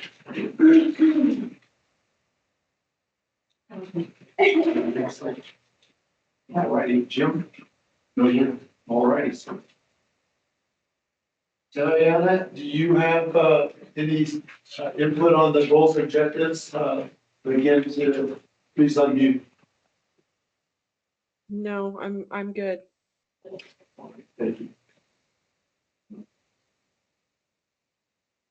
I just want to say a word. I don't know if it pertains to this necessarily, just, I guess, more permaculture designs in commercial, residential. It's when you develop an ecosystem on your property, essentially. Instead of having a grass lawn, you have native bush and you recycle your gray water. It goes through the different little systems of your permaculture. Feel like that's a great way to give back. Motion, policies, reports. I'll let you, I'm good. Area point, Laurel. Position. I think the only one that I had was on NE5, policy NE5. I'm glad to see that it's in there. And the primary reason that caught my attention was there was the development happening behind Western Trust on Loop Road, and we had the 100-year flood, if you will, and Lake Mary busted. And that whole valley got flooded with water, and now there was one house that went up, and now it's been taken down. And that water ran right through that area when the dam busted at Lake Mary, so it's good to see that that's in there, using that as an example of what potentially could happen. There were huge houses going into that area. There's a nice entry sign there, but there's no houses down there after the dam broke and the water worked its way, a week later down into the area, floods that whole area. And I'm encouraged to see that. That's interesting.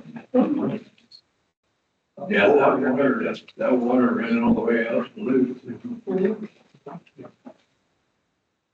Well, that Is was, that it? that was at least, Okay. finish up all of that. Susan, did you need to take a break? Everybody says, how was your- Well, Jessica and Jane, thank you.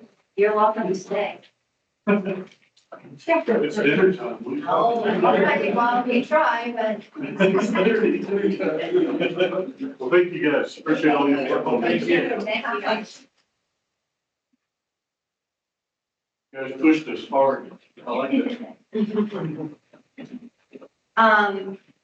So then the third chapter for review, was the chapter that we're calling diverse cultures, community character. And if I have a couple of updates because we got an email today. If you haven't caught up with your email, I do have some copies. We got an email from, Chris Bluegill with Dark Skies Coalition, like Sector. If anybody needs a copy, I've got copies. So, sorry, this is file. It says file. So that file, just pass it around. And then also I got an email a couple weeks ago from, senior archaeologist Luke Inez at, Navajo Nation. And, so I sent this to you, but in case you don't have a copy, there's her email. I want to give you a little background on that because months ago, we had reached out to all of the indigenous nations that have lands in the county asking, and this was after our meeting, our first meeting on this, for, contribution, if they want to make a contribution to this part of the plan. And, we got, very, not much response back, but we did get this from the guy the other week. And I have a suggestion for how to incorporate this into the actual chapter. So I want to show you that first, if that's okay. And, we can go from there. Is that all right, just to kind of, and then I'll come back to the top, just to show you. So, again, that comment from her, was in response to our direct outreach to Navajo Nation, asking if they wanted to, but we made a request to all of the indigenous nations in the county, and she's back a very personal statement. So, I did put it in here in the very beginning of the chapter. And you can see, you know what, it's, sorry, let me just turn off the light. Maybe that'll make it better. It's not really much better. I can highlight it somehow, but I just went ahead and, it's on the sheet, but I did put an introductory sentence in there. Let me just change the color of the font, see if that'll work.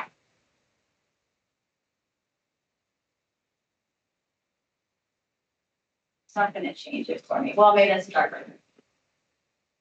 So this was an idea about how to incorporate the statement at the very beginning of the chapter in the introduction.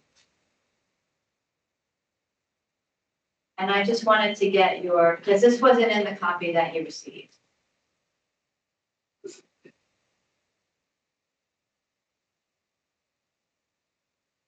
So this would begin on page 2 of your copy, right under the introduction.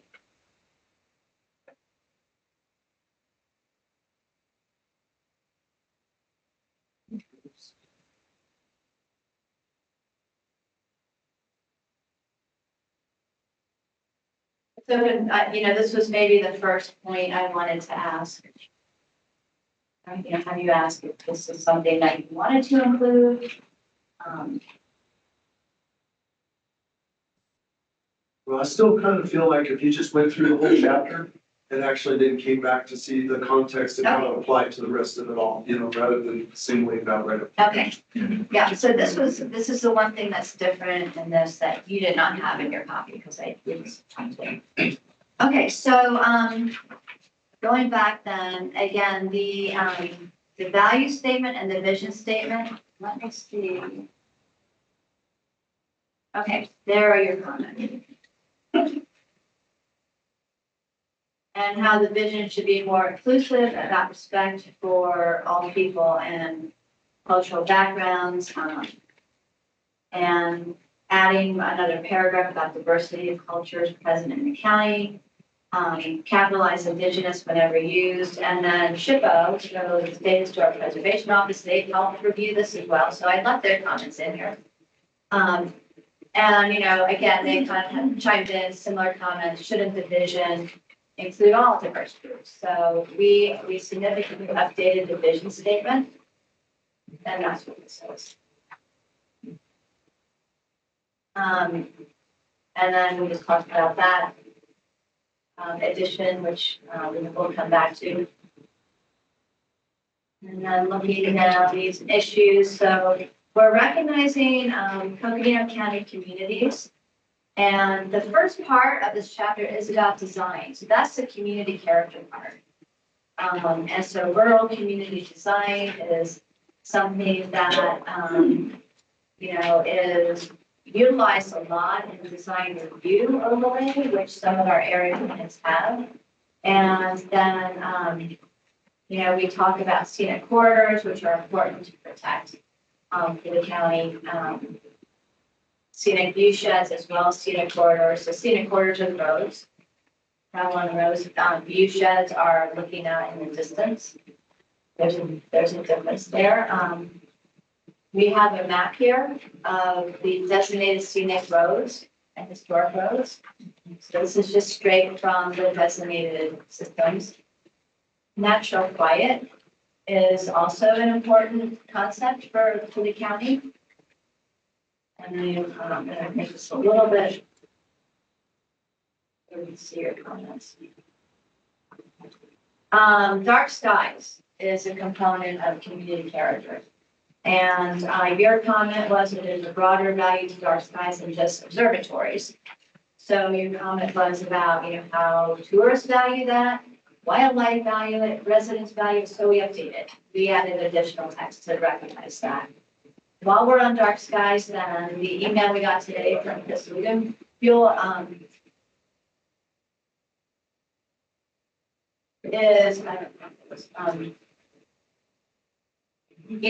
he's got some suggestions, but we'll come back to that. But it is related specifically to dark skies. Community building. We talked about this before, but when we did all the outreach, the idea of community hubs, gathering places, is really important to a lot of our county communities. So we're talking about that, we're recognizing that, and then there's some goals and policies that look at finding ways to create those. Just looking through your comments. SHPO, just so you know, and again, we are not going to spend a lot of time on this, but there's a process where if the county were to have the capacity to become a certified local government, in other words, then we would have a historic preservation officer on staff. We don't have it now. Then we would have the ability to review, that person would have the ability to actually process applications for designated historic resources, would have more access to sensitive, cultural resource documents. So this has been a long-standing goal of the county to become a certified local government, just haven't had the capacity to do it. And by the way, I'm sorry, I stopped and I forgot to introduce Bob Short. Last but not least, ever. So Bob, introduce yourself, please. My name's Bob Short, I'm principal planner here, so I've worked more in the current part of planning, it's been longer. Speak up. Speak up. Speak up. And so Bob works extensively on this chapter. I want to recognize that. So CLG, certified local government, there are benefits to it, and SHPO supports the county. So there's another hoop that private landowners have to go through on SHPO stuff, because SHPO is very difficult. Well, it would actually be a local person. So for instance, the city of Flagstaff has a historic preservation person. What has to happen in order for this to become a reality is that the county would adopt an ordinance specific to the county that looks at potential historic and cultural resources and protecting those. And who makes a decision? Person of the county or SHPO? Well, SHPO's office. Well, it would be, if the county were then to achieve that designation as a certified local government, it would be done at the county level. We could use SHPO as a resource, but then it would be done at the county level. Can you define the acronym SHPO? What is this? Oh, the State Historic Preservation Office, which is housed in state parks. They had comments. Sorry, go ahead. Is there a question? So there is discussion here on finding human remains and cultural remains and how those have to be dealt with based on rules. So there's just reference in there on that.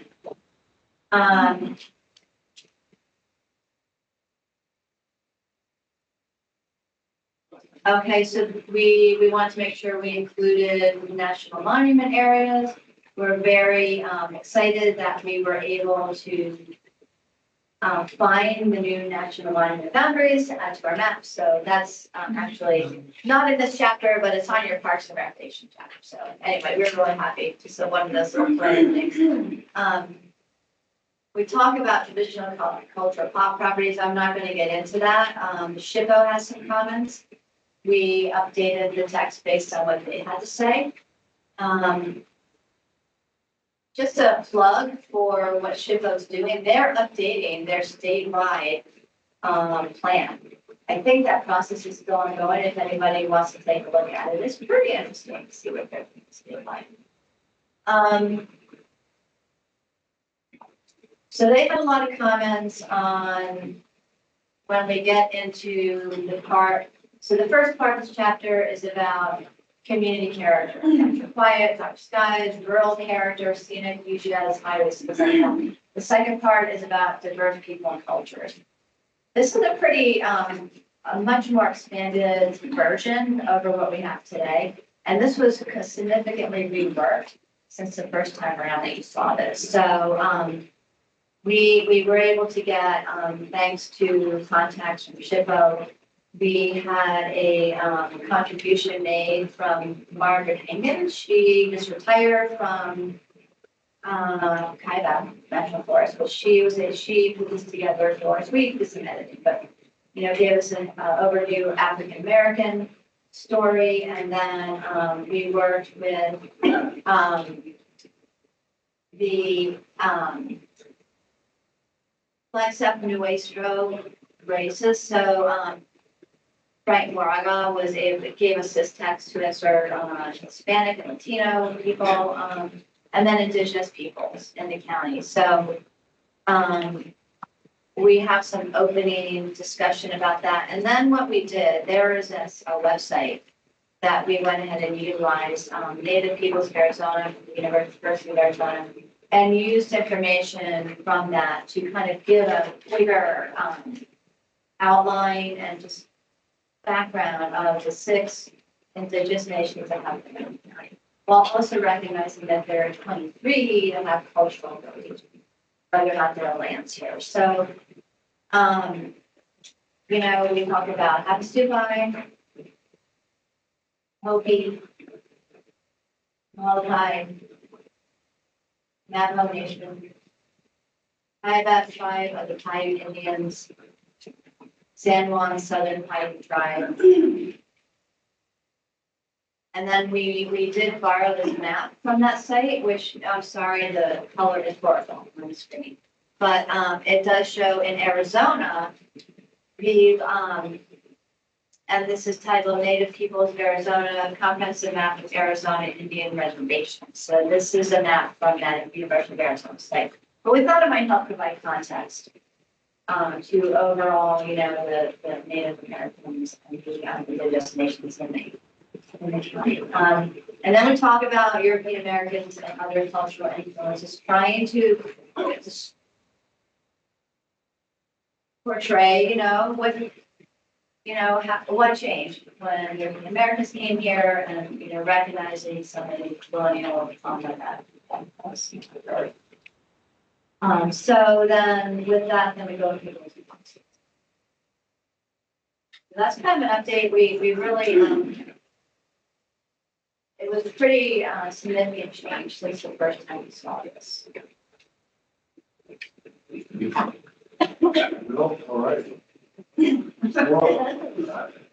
comments. Great. Yeah.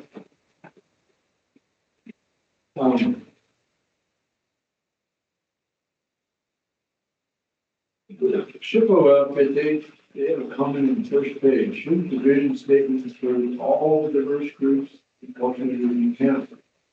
There's a bunch of them. See, there's a bunch of different cultures. You go in here and you say Hispanic, Latino, Black, European, Asian, LGBT,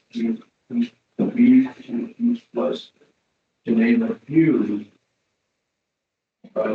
Did you actually want to name a bunch of cultures in there? Is that suggestion, is that going to hold up? I'm sorry, so the suggestion from Shiva Yeah. on the first page. So we're on page, 1, right under the first vision statement. It's right up there. No, it's on, so on the comments from Shiva. Oh, right here.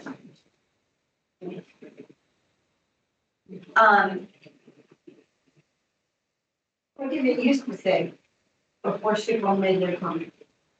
Let me, if you don't mind, I'm gonna open the master document on the vision, okay? Is it, has track changes? I think it's more limited before. It didn't include all, and you know, we can't possibly, I think, anticipate or list every single group, so that's why we had in there to name a few. Because there are so many different people here, there are so many different cultures. If we want to add to the list, but we could keep adding until we get a publication, right? So we tried to hit everyone that. All the diverse cultures probably is not something we can do. What if we just put indigenous and non-indigenous groups and cultures? Well, I think those comments are a reaction to your original version, which I believe was virtually exclusively mentioning indigenous. I think you're right. And so both we and Chabot obviously picked up on that.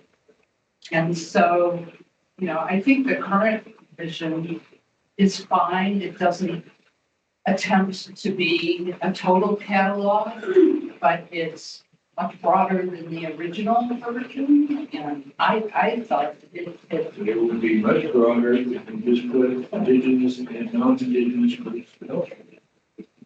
I,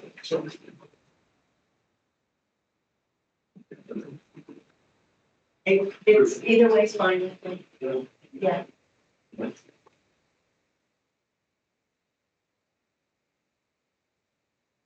Okay.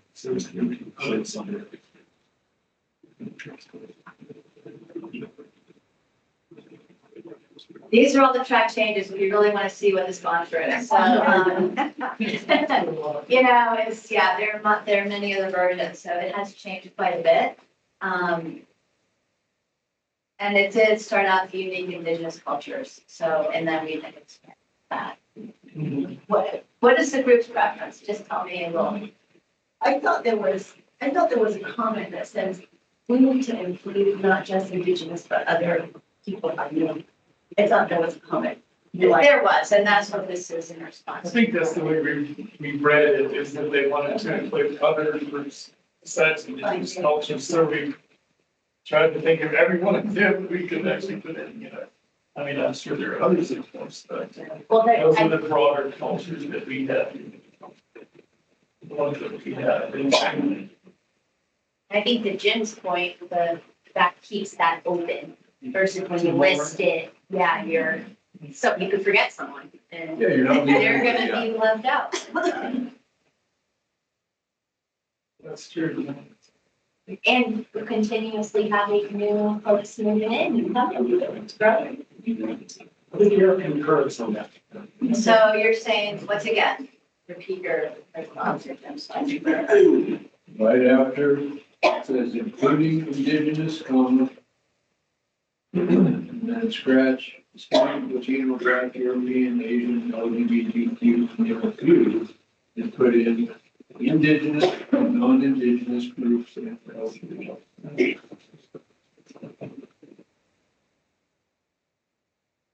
Okay, You don't have any water, do you? there is a, water fountain down the road, down the hall. Sorry, I don't have bottled water. You just. Yeah.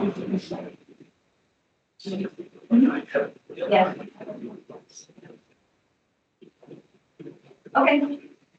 When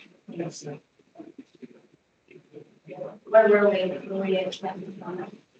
We're gonna go up on the screen and see what Diana says about this. Tiana, can you hear us? Yeah, I can hear you. Yeah, this is definitely a challenging one. We don't want anybody to feel left out, so it does feel kind of like an all or nothing. Um, and I am leaning towards agreeing that we need to more generalize it and make it more broad. Because I wouldn't want anyone to feel, any one specific group to feel left out. So I'm in agreement with the indigenous and non-indigenous um, aspect. I think that covers our basis. And I mean, we're not going to make everybody happy. So I think it's a matter of how few people is it going to bother versus how many people is it going to bother. And yeah, I like this way being more broad and all inclusive rather than just calling out a few groups.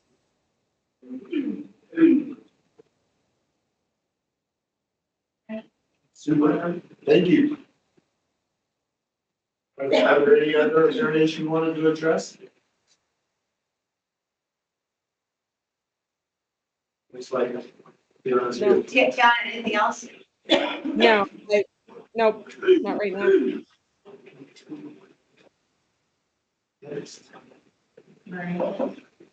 I guess the natural quiet section, since a lot of people in Valley live off grid, lots of generators. Calm down a lot, since technology, solar panels, but I don't know. But generators are a noise. You do that all the time. Yeah. Yeah, but other than that, that's my comment. Okay, thank you.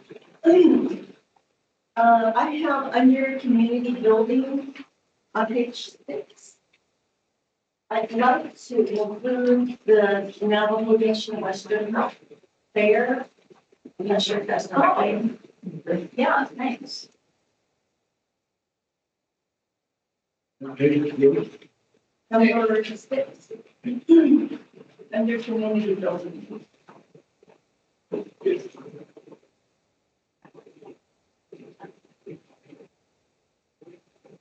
And then I'd say for me, I'd encourage CLG. And then,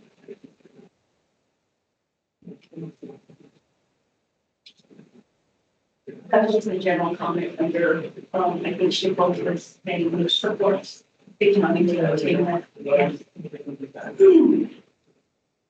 And then, under nomination,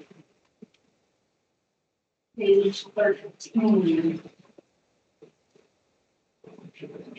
I'd like to change that number to, as of 2021, that number has changed to 399,494. And that's because of the pandemic. 399, 399, 494. It's probably above that now, but that was the last official number. In 2021. Yeah, as of 2021. That's like this, that is sentence on that page 13.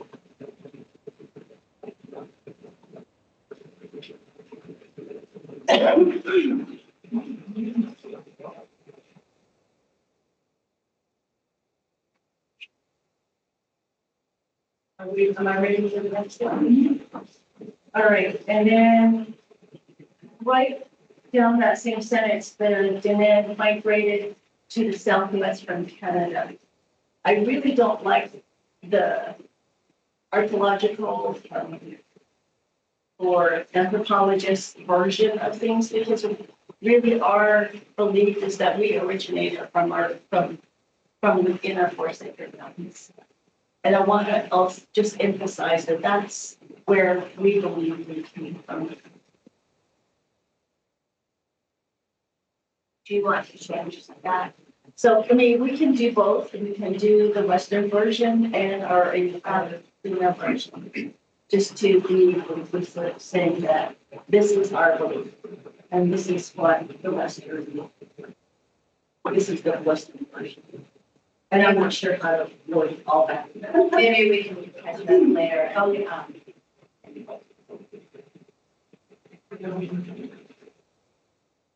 And then under the third paragraph, we may have our dear, we see the third line. And then we have more traditional law, known for herding sheep and growing corn. I want to replace that with farming.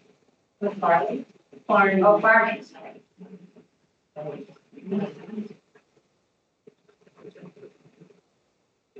And then what we're known for, they are known for rugs, silver, and turquoise jewelry. I'd like to include baskets, pottery, and maybe just do, instead of silver and turquoise, do silver something.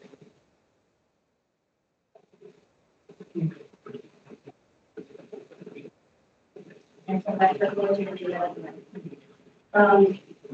take out silver and turquoise jewelry to silver something. Because that encompasses all genotypes and. So, yeah.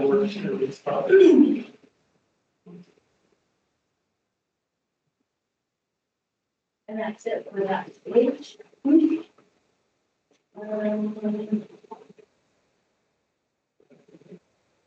then.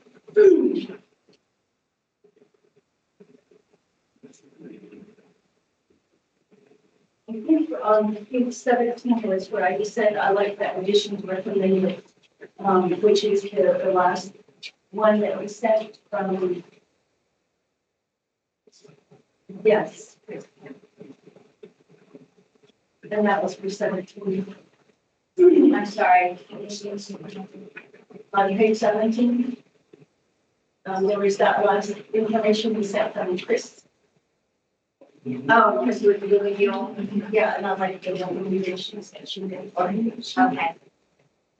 The dark sky clouds. That's the email that came today.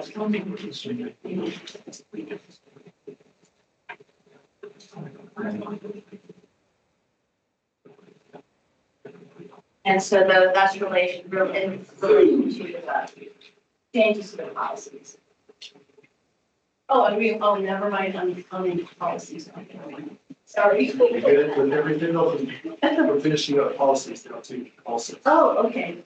Good, all right, let me information pass on that. Where was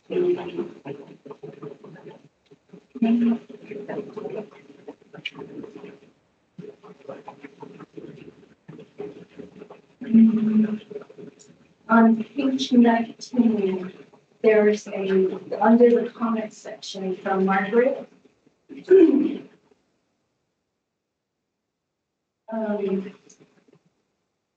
There's significant tribal populations in many of our communities. Are you only talking to people on reservations, or are you planning to involve all indigenous people? So that one, I just want to say that if people are gonna just go to government for people on reservations, it's really taking a huge slice of indigenous people who are off their lands. Because at any one time, there is more than 50%, maybe even up to 70% of indigenous people that are not on the reservation, who are living here in the Flagstaff, other places. So I just want to say that if there's going to be some sort of consultation about asking about things, we have to take that into consideration. Yeah, so because of the way this is displayed, what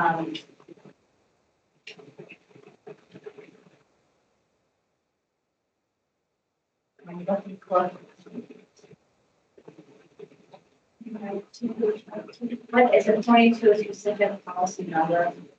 It's a comment number. Well, let's see. The goal,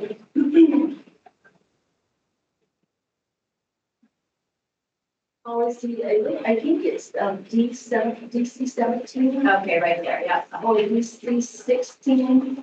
I think it's 17. And traditional knowledge and consent from all cultures will be incorporated in decision-making legislation.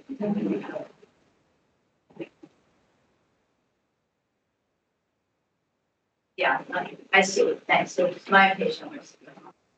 So did we need a change regarding that? Yeah, I think that just not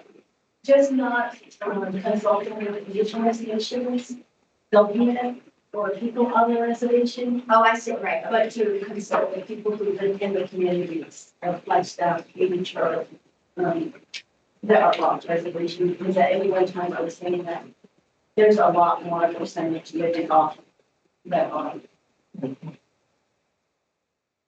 I think the way to cover that is the recognition of government to government recognition. So maybe we have a grassroots organization, they may not be speaking in the best interest of the tribe. And so I know that's where some of this stems from, this ability for government to government Yeah. response in relation to issues or consultation of community. Yeah, I mean, Sometimes, just recognizing both of those, I think is important. yeah. And we do use that tool, the government to government consultation. We do use that. That's available. So the numbers that you gave us for 2021, does that include the people that live in town, was the one, and reservations, where they take that? They, Everywhere. okay.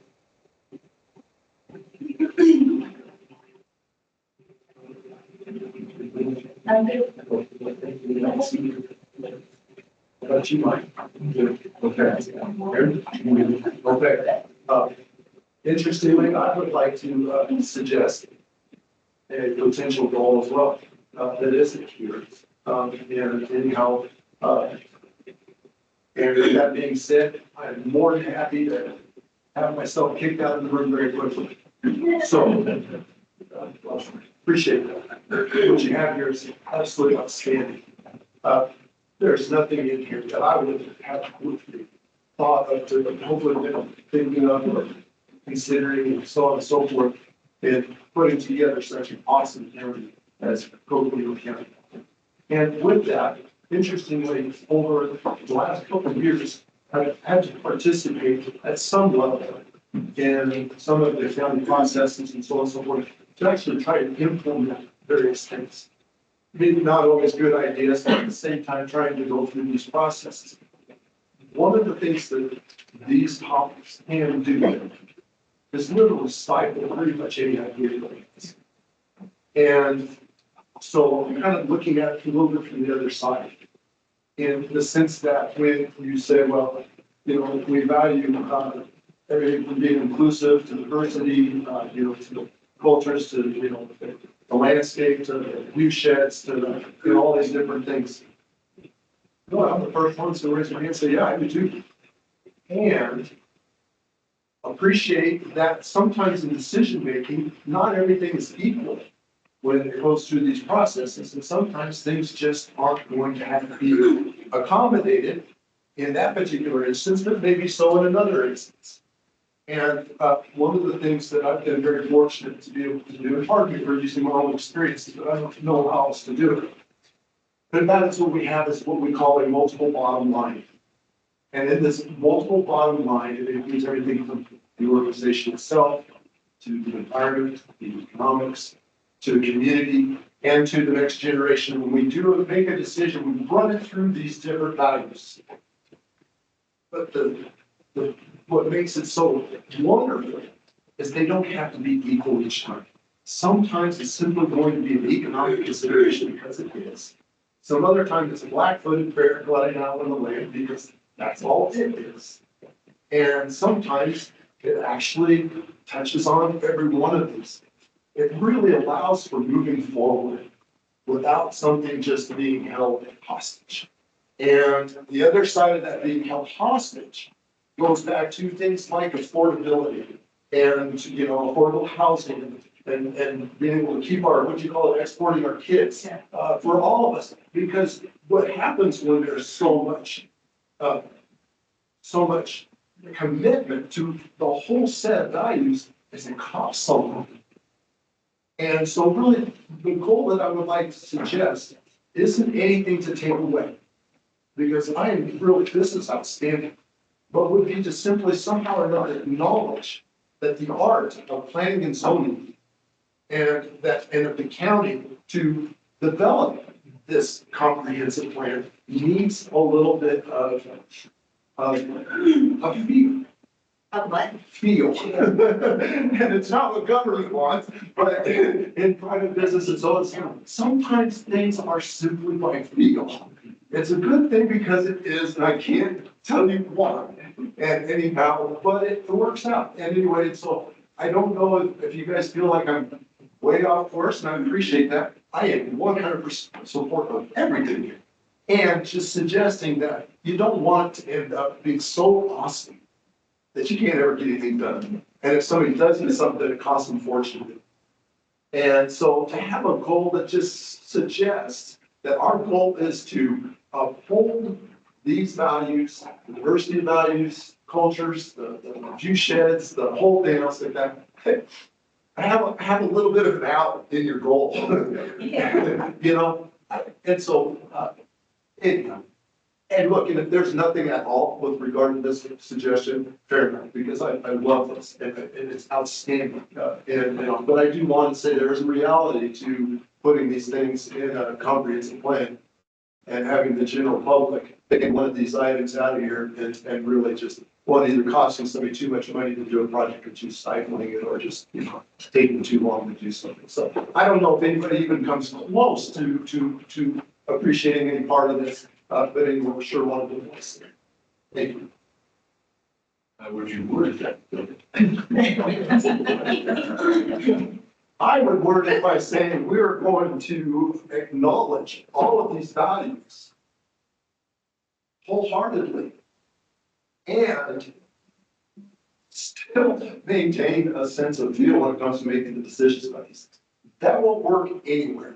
The first part will. It's the second part that I wouldn't know how to tell you. That just sometimes it's not going to be where every single one of these values is accommodated or needs to be accommodated. Or and on the flip side, if you want to, it puts the private landowner in a planning and zoning situation on the defensive. Yeah.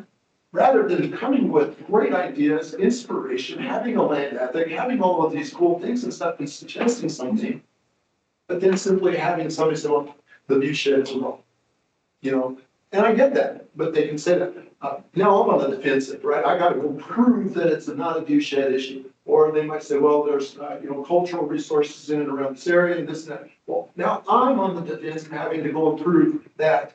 Okay, that or an endangered species, right? Everything puts the landowner who wants to have this ethic that we talked about, but you actually put them in a position where they're in the defensive.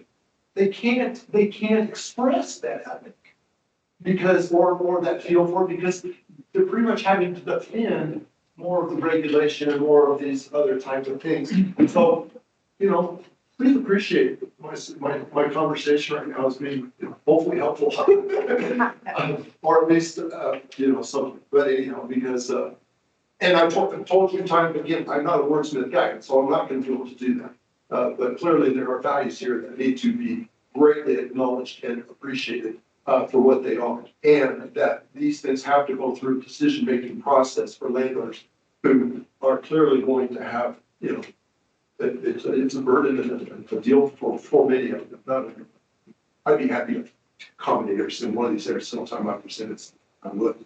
So, anyway. Okay, fair enough.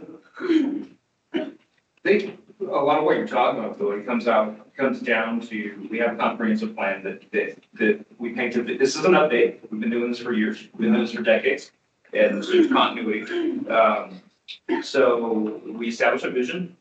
We try to quantify our values, and then we come up with some goals and some policies. Now, where we get to meet where the rubber meets the road is the last Wednesday of the last Wednesday of the month, starting at 5:30 PM with Planning and Zoning Commission in making decisions on typically conditional use permits, zone changes, and there's findings that must be made. And one of those findings is that it's consistent with the county's plans, its comprehensive plan, and any amendments to the comprehensive plan, often the Flagstaff Regional Land Use Plan, if it falls within that footprint, and the area plans.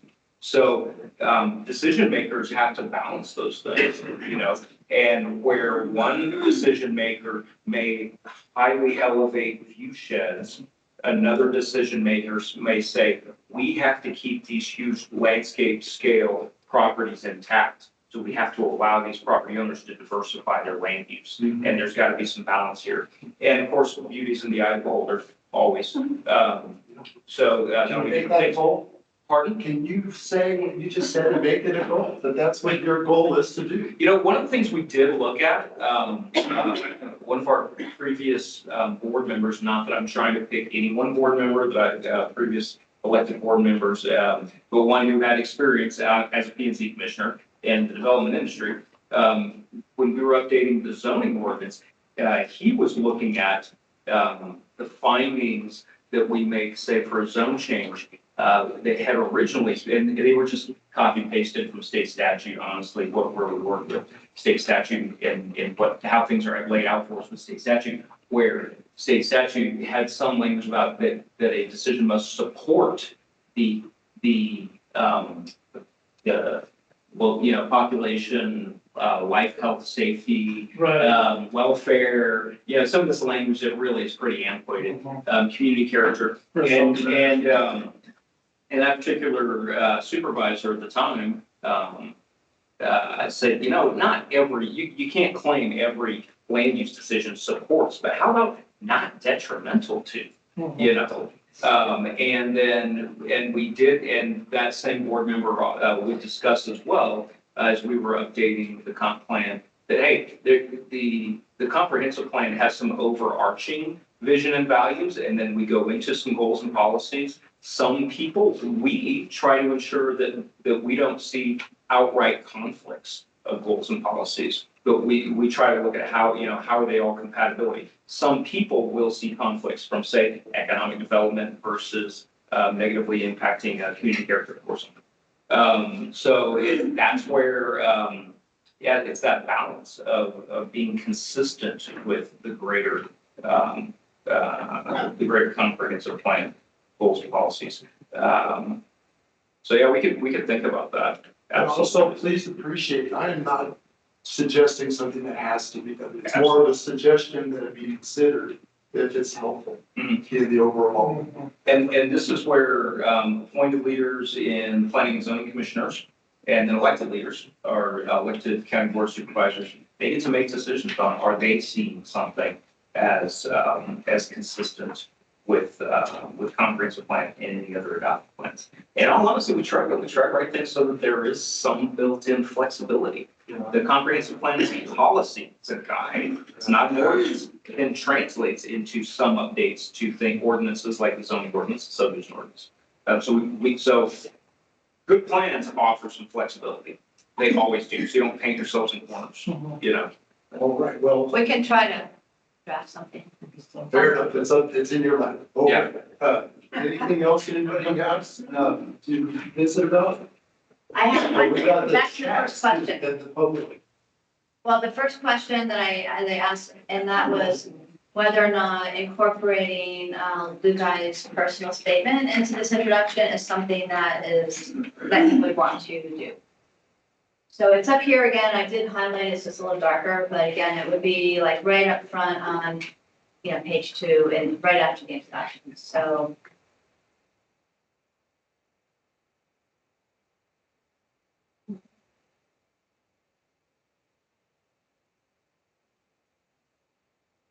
I like it, which I like it, but I don't think it should be in a comprehensive plan.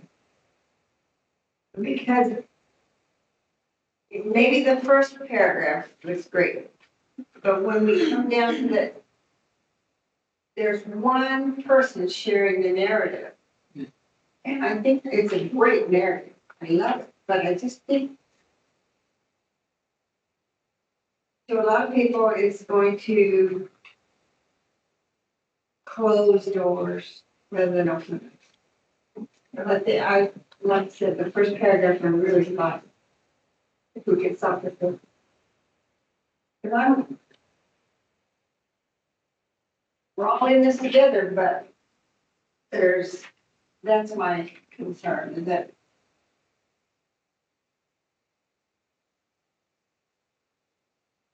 Jim, you got a deal? I'm trying to think what to say. What Diana says is that the way I would like to go, and she has a point. This is one person's opinion.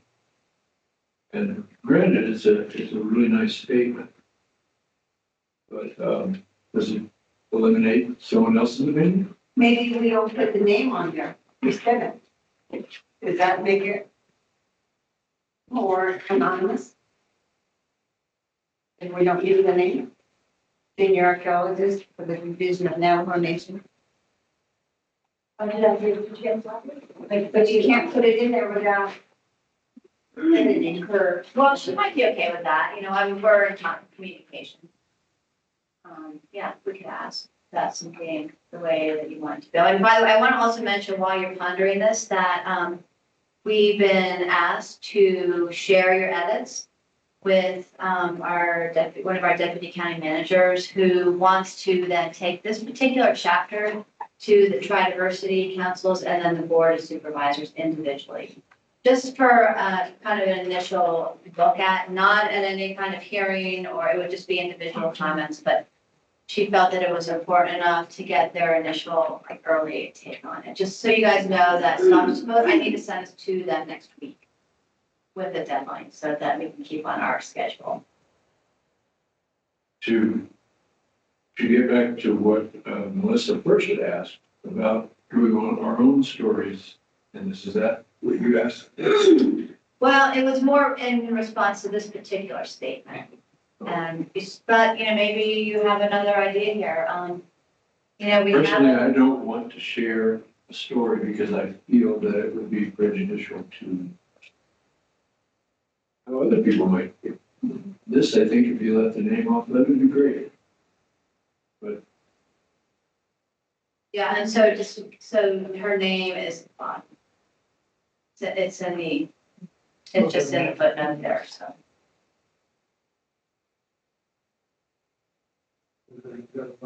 I'm more in line with Diane. I think that if we do put a personal statement, then I would almost venture to say the others would be asking for the same ask. yeah, And we have this document grow another 10 pages. Of course. But we want 10 pages. The other part of it would be utilizing the statement from her professional capacity in relation to this. That we can figure out how to separate the two, then I would be more in favor like that first paragraph versus the personal experience or sharing your own story with it would be left out in my opinion. I just gotta condense it, but still make it, it's still a personal statement, but it just doesn't include all of that. Or we can modify it, I guess, and be inclusive of all the tribes, so it encompasses the chapter itself, not just a singular. But again, the wordsmithing is where we would have that optical, try to take that idea and include that into be encompassing of what the chapter is there for. Do that. So yeah, I'm happy to talk with her and, you know, ask if she would be okay if we're not citing her directly and make it a more generic, a more of a generic perspective. The first paragraph. The first paragraph only. Is that what you're thinking? Yeah, I think I agree with that. Okay. I do agree that, with Diana as well. I mean, I think that just having a personal statement is just the way that she wrote it is great. I really love it too. I just don't want to single out a person after thinking about it. Because this is our plan, for our area, and I think just really having that first one is good. So just the first paragraph and then make, okay, And then leave names off. Okay. Well, thanks Did you for have a the second thing? Huh? Did you have just one or was there two? No, just one, that was the one question, and then the second comment was about how, our deputy county manager wants to circulate this particular chapter to the board for some early eyes on this, because it's a pretty big departure from what we have now. You know, we're including a lot more information in there, so I just want you all to know that. Will we give the feedback? Oh, definitely, you know, depending on what we get, I'll definitely get back to you, but I will be asking for a response by, mid-February, so that'll be a quick turn. Maybe some public comment?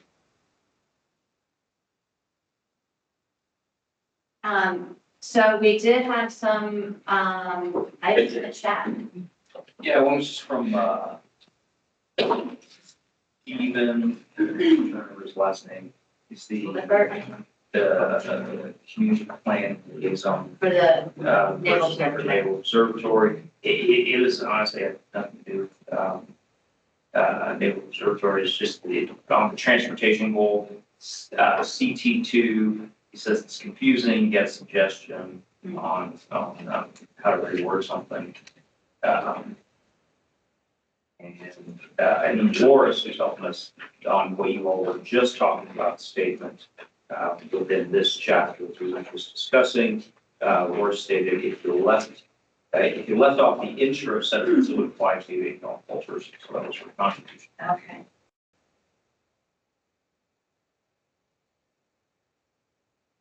Is that it in the chat? Yep. Okay. And we don't have any other, we don't have staff and advisory board members on the meeting on Monday right now. Okay.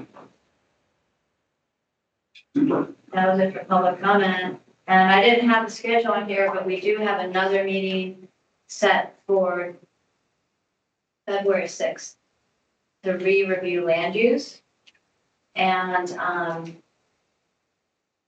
help me, what's the chapter? Come on. Land use and Parks and Rec. Parks and Recreation, thank you. I want to say natural environment, but it wasn't that Parks and Recreation. And then following that, February 20th, for the last two chapters, which will be community services, public safety, and partnerships, and then resilient economies and housing. And that's it then. I didn't have a date scheduled if you want to re-review edits to that. The other then pieces to review would be the glossary, the different appendices, and an introduction. So that then, I hope, will be a wrap. We can put together your draft plan and then start the 6-day public review, and then we're talking about doing workshops. At least one workshop in each district. Yeah. Well, yeah, super, yeah. A request I had, we've been including as cover pages, these section introductions. And at this point, I've become somewhat confused about which chapters are in which sections and so forth. So it would be helpful to me, you know, over and over, we've seen your schedule of what are the dates we'll be discussing different chapters. And that's like the only organizational Okay, I will get that. picture. So can we see what the actual table of contents is going to look like? Yep. Which chapters are clustered under which heading? Yes, I have that. I haven't shown it to you because I didn't, yeah, I will definitely do that. That will be helpful. And the only other thing, and we'll talk about this later, but I have a couple of copies if anybody wants one. I mentioned that we were able to get some data on ranch uses, so that's what we've got. I like to, but I was gonna, sorry, you take that. And I'll give one to these two ranchers over here. No, so, but this is a smaller version of this map. And we wanted to start you guys looking at it because the orange does represent what the assessor's office has, voted, if you will, as ranch use. Does that mean private ranch? These are, so it's only on parcels. It's not, it doesn't show the state and federal leases because that's gonna make it really just confusing. We really wanted to just kind of illustrate the private parcels and their use. So when you think about 1.4 million acres of private land, 1.1 million of those are classified as ranch use. Start to do the math and then looking at what we have remaining in private parcels that are, so there you go. It just kind of tells it more of the story. We have a great map from Billy that shows, you know, the leased areas, but then it's gonna, you know, encompass much of the forest in the state, so. We call this an overlay. And thanks to Jess for getting that from the assessor's office, because, yeah, that was. And ask for them to research their data. Understanding land use of primarily the private lands. Private lands. Yes, that this plan applies to is key, yeah. So this, yeah, we're making some revisions, but. So if you guys have any thoughts, we'll get this to the rest of you, but this is sort of, if anybody wants me to make a copy before you leave tonight, I'll go run some copies. Or I'll email it, yeah, I'll email it. Thank you, everybody. So, see you. Does anybody else want to come in? Stop. That's the $100. I know, good picture, not the most of the pictures. Yeah. This was. What's your name, too? What?